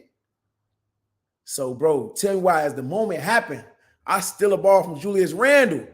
I'm going to the rack. He fake trying to time me on a 3, trying to time me on a block. He's 6'10". He trying to time me on a block. So he's slowing up, going to wide angle, like I'm about to meet him at the cup. Dribble that joint back, folks. Let it go from the 3, gang. Cashed it. Wow, I remember that. Real deja vu moment, but that's how my life be happening. But I know we get into that because I know people want to hear the league stories, but then the next day. Hold on, no. Wait. How much you put up in the Garden that night? Tell them. Yeah, I had 22 that night. Yeah. 22. That's when I'm posting it there where everybody like, yo, I've been seeing you support your boy. He nice with it, you know? That's one thing about my stint. Like, I feel like, one thing I can always hold on to, even though my window was a year, right? Because everybody window in the league or whatever in life is like, God give you that window, right? Like, some dudes like LeBron played 21 years. Some dudes play 7 years. Al played 5 years. Some dudes play 1 year. Some dudes play just a 10-day contract. Some dudes never make it. Yeah. And I feel like in my what the time that God gave me, like I wasn't no bum in there. I'm be able to show my kids like I was able, like I really had some good games, like I just feel like, the NBA like a matrix, bro. Like it's a bunch of numbers. Like you got to get the perfect code to even get in there. And then you like a person like me, you got to get like I would have had to have a perfect code to continue to keep going. But keep standing there. Yeah, I feel like like if I like I had did 90% of what I was supposed to do. If it was a 10% chance, whatever the probability or the little 5% of me maxing out, like I feel like I did 95 of what I was supposed to do. Like only because really, bro, it comes down to people. You know what I'm saying? Like Rick Carlisle, all of them, like they knew like they was building something else, which I'd be happy to see them like this year. They went to the Eastern Conference Finals. They went to Yeah. the mid-season cup championship. Like he was Right. building that. That was his first year as the coach. So like I knew they ain't see me as long term. Like I would have had to probably score 30 a game, every game. To, you know, like I said from Yeah. the beginning, they didn't really. If I tell people the real story, they really didn't invest a lot in me. You know what I'm saying? Like I had the lowest contract, the least investment, so I was the easiest to let go. So like, Yeah. you know what I'm saying? But if I had like a fair opportunity, bro, I put up solid numbers, and I thought if they would have invested in me and like helped me get better more and like really, you know, gave me a real chance, I probably would have, you know, did what I, you know, would have had more of a lifetime in the league. But I know in my time, bro, I wasn't no bum. You know what I'm saying? I really, you know what I'm saying? Because right after that, I had 18 versus you know, the Nets with And that James was on my Harden. birthday. That Yeah, game was on my birthday, January 5th. James Yeah. Harden. Bro, that was the best game of my life right there. I'm like, damn, that's what I'm starting against Kyrie, James Harden, and KD. Like these dudes I play on the video game. You know Yeah. what I'm saying? Like that was my welcome to the NBA moment. I tell people like that though, not even a Madison Square Garden, like playing against the Nets, like starting versus the Nets. I'm like, And damn, going up against Kyrie Irving head to head. you feel This me? Kyrie, we've been watching And, Kyrie for bro, years people at this don't know that point. was his first game back. So I feel like that was a sign for him to be playing against me, my favorite player. Like, because remember it was COVID and you know, New York was doing him bogus. So they Right. finally let him play only in away games. You know, he couldn't play in no games in New York. And that was his Right. first game back, bro. His pops there, like the Nets really ridiculing him, all that. Like, you know what I'm saying? Like, yeah, like that was And you versus had me. 18 in that game against them. Then Yeah, you hit a couple 18, of like threes that 5 game and too, didn't 5. you? Yeah, 18, yeah, 18, 5 and 5 you had that day. yeah. I was hooping. Yeah, Yeah. yeah, bro. So like, and look, it's so crazy because like when I look back, I wish I would have been more like I probably should have been more assertive because I had like I probably could have easily scored like 20 something more that game, but I really was like when it'd get down to the moments, I'll be passing to somebody who I'm thinking like that guy for our team when I'm like, I should have just emptied the clip. Like I already had like I had like 16 going into the fourth. Like I'll Right. be looking up like my homies after the game, they like, man, why you ain't take over? Like, you know, like I would that's one thing I do wish I regret. Like I wish I had the master just like take over. You know, I would just really like doing a lot, but not trying to do too much type of vibe. Like I was trying to be like, Yeah. I ain't gonna try to play myself out of a deal, you know. Cause at Yeah. them moments I was still playing for a contract, you know, like that was when I was Yeah. still playing for the full deal. So I ain't want to like shoot myself in the foot or shoot myself out the situation, you know. So it was more like that. So it was like, but I do Right. wish like, you know, like Because I saw you feeding Big Sabonis, DeMontis you feel Sabonis. You me? I'm trying to get feeding him him thinking involved. like, yeah, I'm like, all right, he about to bring us home, like type vibe, you know, but I just didn't know what I didn't know. Like I didn't know, you know what I'm saying? Like, and then Yeah. like I really, you know, I thought I had more time. You know what I'm saying? I'm like, all right, next year I'll be able to do that. Like, I'm like, all right, this offseason I'm about to kill it. And you know, Yeah. so like in my mind, it was like a step-by-step thing. Yeah. You know what I'm saying? But it was Yep. no, but it was cool. Like I say, my window, I love my journey, bro. I loved it, bro. Like to play like everything because like people respect that 1 year I had more than some people 3, 4, 5, 6, 7, 8 year career. You know what I'm saying? Because of Because how I had to get it. you had a lot of big moments in that Mm-hmm. 1 year. You had a lot of big moments. Like because after that you play against what Golden State a little Yeah, bit after that, beat them. Yeah, and y'all on beat them in TNT. overtime. Yeah, And you yep. hit some big shots against Mm-hmm. them. Yeah, bro. So like, yeah, like I really was like I tell people like I feel like I was a story of the league that year. Like everybody Yeah. knew him.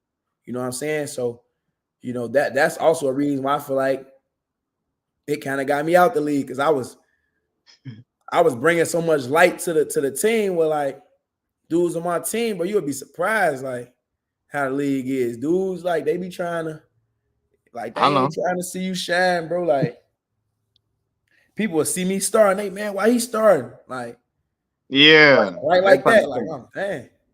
It's like that up here. I was so happy you was starting, boy. I put it up. I'm like, man, my dog, and it's cause to see my homie from fourth grade that I've been playing basketball with in the court as a shorty, we over East playing in the cage. To see you in a starting lineup, like I was like, damn, like this Yeah. is for real, for real. Like it happened. You achieved it, man. But I want to talk about the Golden State game in particular. After that game where y'all win, you get a shout out from Chicago's finest, Isaiah Thomas, say, "Hey, Chicago, West Side." Now, you know, they be trying to claim you out West. They be trying to claim Yeah, yeah, because they're super out there. They don't know. They just instantly, oh, he went to Yeah. West Side. Yep. Yeah. But Zeke shouted you out and say, man, I got to shout out Keifer Sykes. Now, I feel like, man, shout out Zeke, man. Because Zeke, like, I can't have a shorty from the crib on TV balling like that, and I can't not say his name out here, you know? Yeah, yeah, that was love because I think he was also doing the Madison Square Garden game because that game was on NBA TV. So as soon as I got the kill in the first half, you know, people was like, boy, you know, everybody hitting him up like, boy, that's Keifer. Like, you know, he just, you know, just talking about me and he ain't even knowing. And then, like I say, second half I killed. So then when I had that game against Golden State, he had to, you know, show love. So man, yeah, man, this all motivated me to do so much more. Cause 100%. Yeah, I know we gotta because after that, I went to Detroit G League. Yeah. Which was I feel like that was gonna be a great situation for me. But because they were just so young and then they were so all over the place with their organization, you know, as you know, that year, I think they had like the worst record in the league. So I thought I could play. I was injured though, so it was tough. I played for that G League. I was trying to work my way up. But then they were so young that they just let their young players play and get better. They wasn't really trying to invest in like the G like that. Like, oh, let's let some of our players in the G hoop. Yeah. Then, you know, then the next year they end up getting Monty Williams. So I even played summer league with them that year, still trying to see what they got going on. Yeah. But, he ended up signing a big contract, getting fired. So, you know, I tried to go to this organization, think like, oh, maybe because they're not a great organization, I get opportunity. But sometimes those situations, it comes like you don't know where the organization is headed. You know what I'm saying? Like, every organization is different. So then, you know, I went to the next organization. Same thing, a middle of the pack organization. But you know, I played for the G League and you know, I did well. That was killing training camp, but they was invested in a young player that had just got cut from a previous team but had a 3-year deal. So he had to start on the G League team. I'm like, dang, knowing that I feel like I'm a better player, but that's how that situation worked out. But then I got traded halfway through the season to the Bulls, and I just finished my last year at home, so that was dope, you know. So that's how these last 2 seasons went. Playing 2 more years in the G League, which also ultimately let me help me stay around my family for 2 years, and then ultimately, you know, playing in the league because I played in the league, you know, and got the stamp. You know, I was able to, you know, stay around the NBA for 2 more years. You know, make a lot of connections, do a lot of things that I need to do so I can continue opening doors for the next group, you know, Chicago, because that's what I'm trying to do is like bring, you know, maximize my league opportunity and just continue to bring, you know, players like me that I feel like should have more of an opportunity, but we just don't have that status or that prestige, you know, from the big schools or, you know, playing in, you know, having big followings and things like that, or playing for certain coaches or things like that. Players they got to grind it out, but just as talented. I'm trying to figure out, you know, a way to open doors for them. So, you know, I always tell people like, you know, people like, man, if you can't take the elevator, take the stairs, or if you can't go through the front door, got to go to the back door, go to the alley. I like to tell people, boy, I got in that joint. I went through the emergency exit for like, I seen the emergency exit open. I had to break through that. You know what I'm saying? Right. So that's what I tell people. So man, no, I love it because like, you know, I know some players, like I'm going to my 10th year pro. Some people get to play like a window of, you know, we talk about windows, right? So I'm Yeah. going pro for 2 years, 3 years, 4 years, 5 years, but I'm going to 10 years pro. Like, who would ever thought, right? Like 4th grade, Yeah. like I said, we running from the candy store.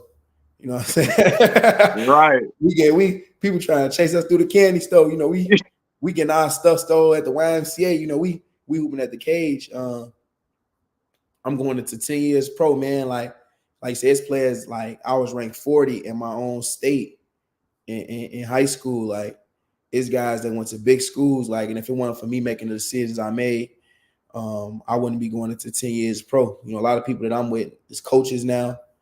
Yeah. You know, coaches now, or you know, just not even hooping at all or around the game at all. So, you know, for Facts. me to be going into year 10 because of the decisions I made, I'm really happy with where I'm at. And you know, Yeah. I'm actually excited to go back abroad, man. I'm about to go back abroad this year. Like I'm very excited to go. You know, it's for me, like I said, that's always been a reality for me. You know, me, I was always saying I'm gonna go to Korea. Like, see, I'm gonna go to Italy, I'm gonna go to China, like Australia. I was going to all these places because I just wanted to see the world through the game.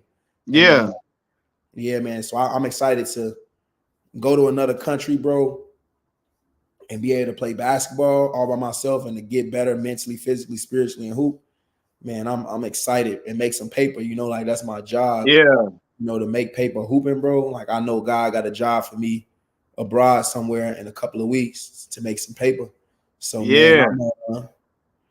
I'm excited, bro. I'm blessed, you know. And like I said, I kind of stayed these last 3 years to build up that excitement for that. So, you know, because I wanted to do this in year 10. That was my goal. When I'm 30, year 10, go back over there and hoop and you know, be the focal point of the team and be, you know, to be the man of some team in some city, some Providence, some Yeah. country, do my thing, man, and be myself. So, you know, in the league, it's a lot of Facts. politics.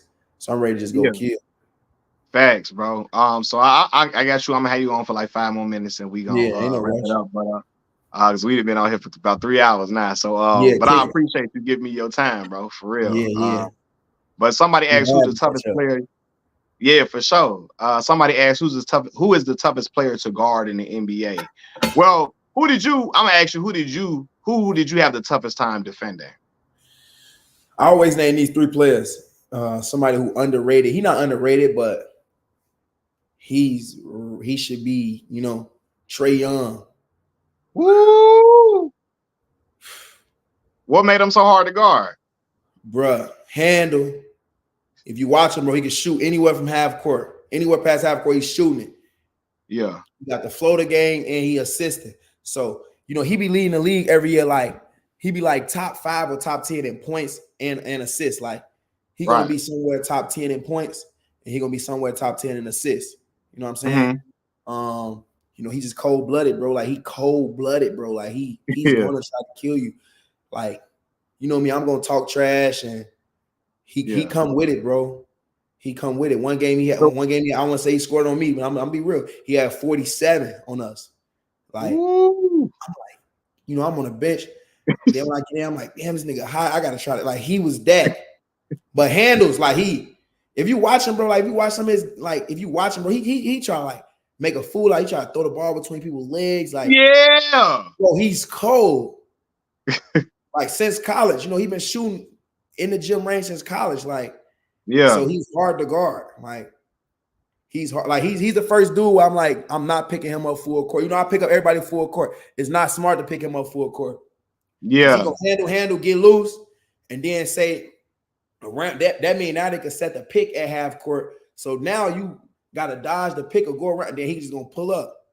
Right. So I gotta take some of the court away from him. Like, I'm gonna pick him up at half. So now he only got the half court to use. You know what I'm saying? Like, he's the Yeah. first person. Like, me picking him up at full court is not making him tired and smart. It's putting me at a deficit. Like, Mm. now he got 94 feet to do whatever, and like, you know, his coaching them let him do whatever. He's that cold. So you the first person, and I understood this, you know what I'm saying? But And picking everybody up I was 94 feet Steph is and not good. Kyrie the next 2, but Who you say? Steph and Kyrie is the next 2. But So Trae, So 3. Trae Young, Steph, and Kyrie, the 3 hardest players you guard, hardest players to defend that you had to defend in the Yeah, NBA. What made Steph? I think I know about Steph, of course. You know, yeah, of course. Steph, because like he going through so many screens. Like, you know, everybody's screening for him. He don't get tired. He could shoot like anytime, anywhere, like off any foot, any handle. He just, the game we played, he had 39. You know what I'm saying? Like I said, it wasn't all on me, but Yeah. the scouting report was like the week going, the couple days going to the game, the coach like, bro, this is gonna be the simplest scouting report for you, but it's gonna be the hardest. He like, you just gotta guard Steph with no help. He don't guard nobody, don't help, don't do nothing. Don't help nobody. He don't help nobody, folks. Don't do, ain't no helping, folks. You guard Steph. That's it. Don't do nothing else. Like, it's on you, shorty. help. You check number 30. I got bro on my team dunked on even by Gary. What's his name? Dunked on because I'm not helping, folks. Like he dunked on the folk, got into it with him, got out the game, but coach told me not to help. Oh, damn, shorty, hold on. Then next, Kyrie Irving. Right when I'm watching that game, KD, I'm looking like I'm watching you. I'm KD. I'm like, hello, because I know he trying to let loose because it's his first game back. You know, he wasn't even in full form, bro. He ain't even been hooping in like a month. Yeah, that fourth quarter came before he turned it on. I ain't gonna lie. Him, he just like you say. I be telling me I learned from him. Like I was guarding him. He was the only person I was guarding, but I'm learning their moves while I'm guarding him. You feel me? Right. I'm downloading his moves while guarding him, like all the little subtle, like I tell you, one thing he always do. Whenever he do a move, he always like quickly fake. Like he always quick like shuffle his feet before he do the move. So like all right, look, like just watch. So like before I do the tween the legs, I'ma like go this way, but then you know what I'm saying? He always like jerk the other way. So it's like you never know what he about to do because he really might go that way. Yeah. You know what I'm saying? He always like twitch before he, do the move. Right. Like it's something that like real hoopers know or like real hoopers can see, but you probably can't see on TV or like. But now if you watch this, bro, watch how he just like, you know what I'm saying? Like he just like, bro, he's tough, bro. Like he just like he got so many moves.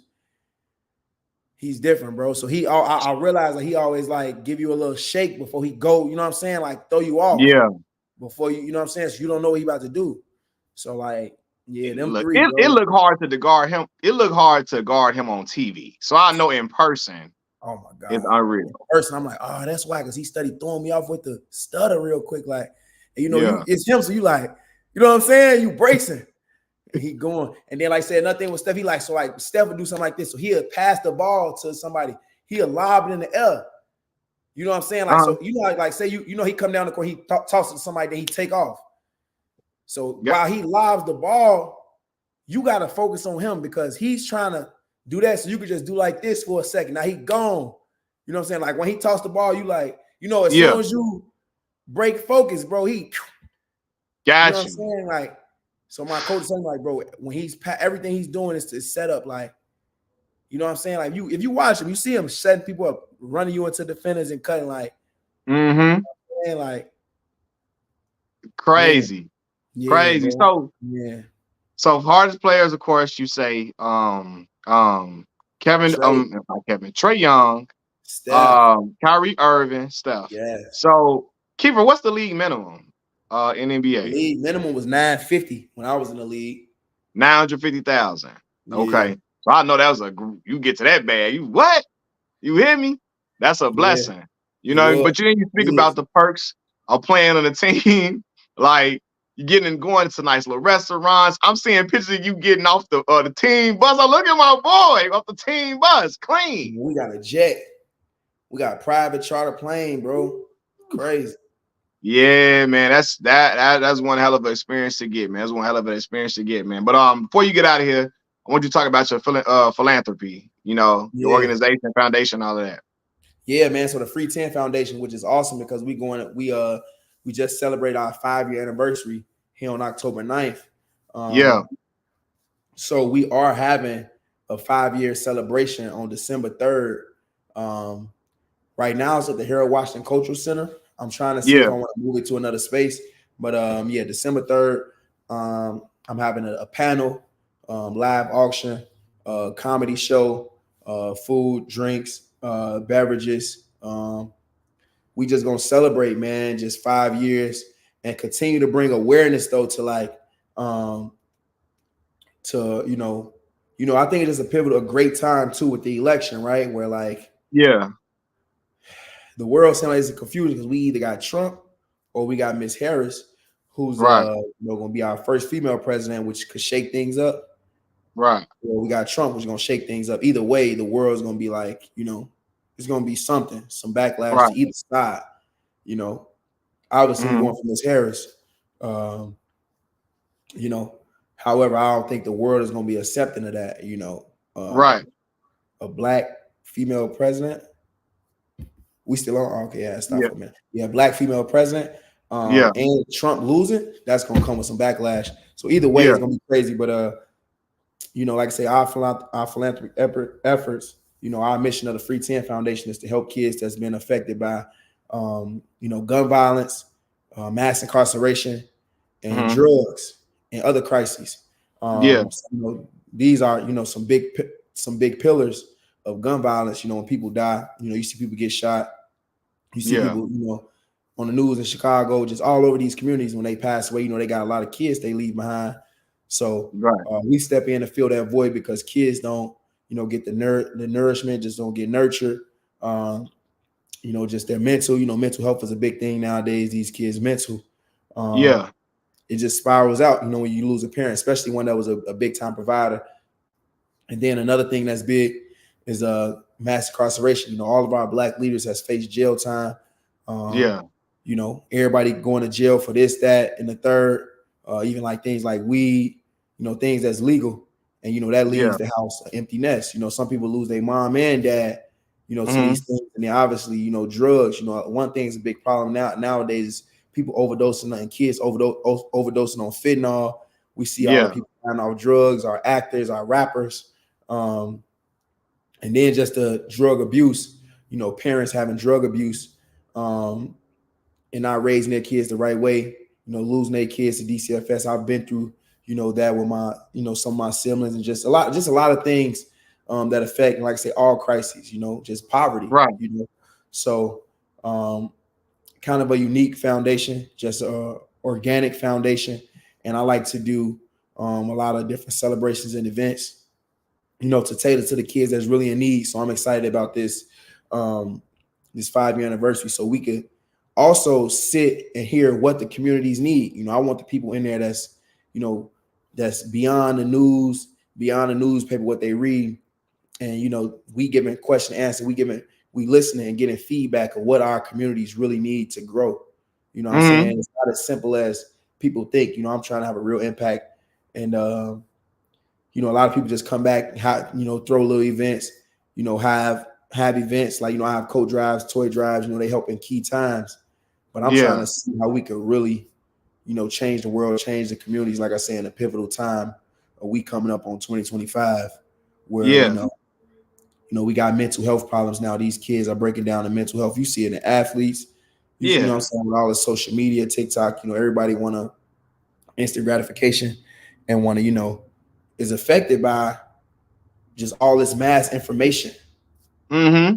And like, so I'm just trying to get the real answers that's needed and putting it into this 5-year anniversary. But that's our mission, and just trying to continue to build a legacy and impact off the court. Because quickly I realized that I have this talent, but everybody else don't have the talents or the opportunities that we are grateful and appreciative to have. So I'm just Yeah. trying to use basketball as a vehicle to just get back and give back to the city, and then to give back over the nation, then globally, man, really. So man, I be just putting a lot on my plate, and it don't be easy, but every day I wake up just trying to put it together, put it Yeah. together. For sure. And you do the job. You do a great job at it. Job well done, brother. Mm-hmm. So look, bro, I done had you on here for 3 hours, man. My bad. I ain't never know we was gonna go this long, but we just got to talking about life, and this is how we talk on the phone anyway. You know what I'm saying? Yeah, So yeah, yeah, facts. yeah. But I appreciate you coming on, bro. Like just to taking your time out your day. I know you're a busy man to do my show. It definitely helped my channel out a lot, bro. But yeah, man, more blessings to you, bro. We gonna chop it up outside of this, regardless. Anyway, we gonna talk regardless. But like I said, I love you, bro, and I Yeah, you appreciate you too, coming brother. on, man. Best of luck for Yes, you, bro. sir. Yes, sir. Packers just beat the Houston Texans too, baby. Big win. So it I hurt me knew to you not was gonna watch. say that. It was a big game, but happy we just did that. Yeah, for sure, bro. I appreciate you, man. I'm gonna holler at you later. All right, love, brother. All right, love. Yeah.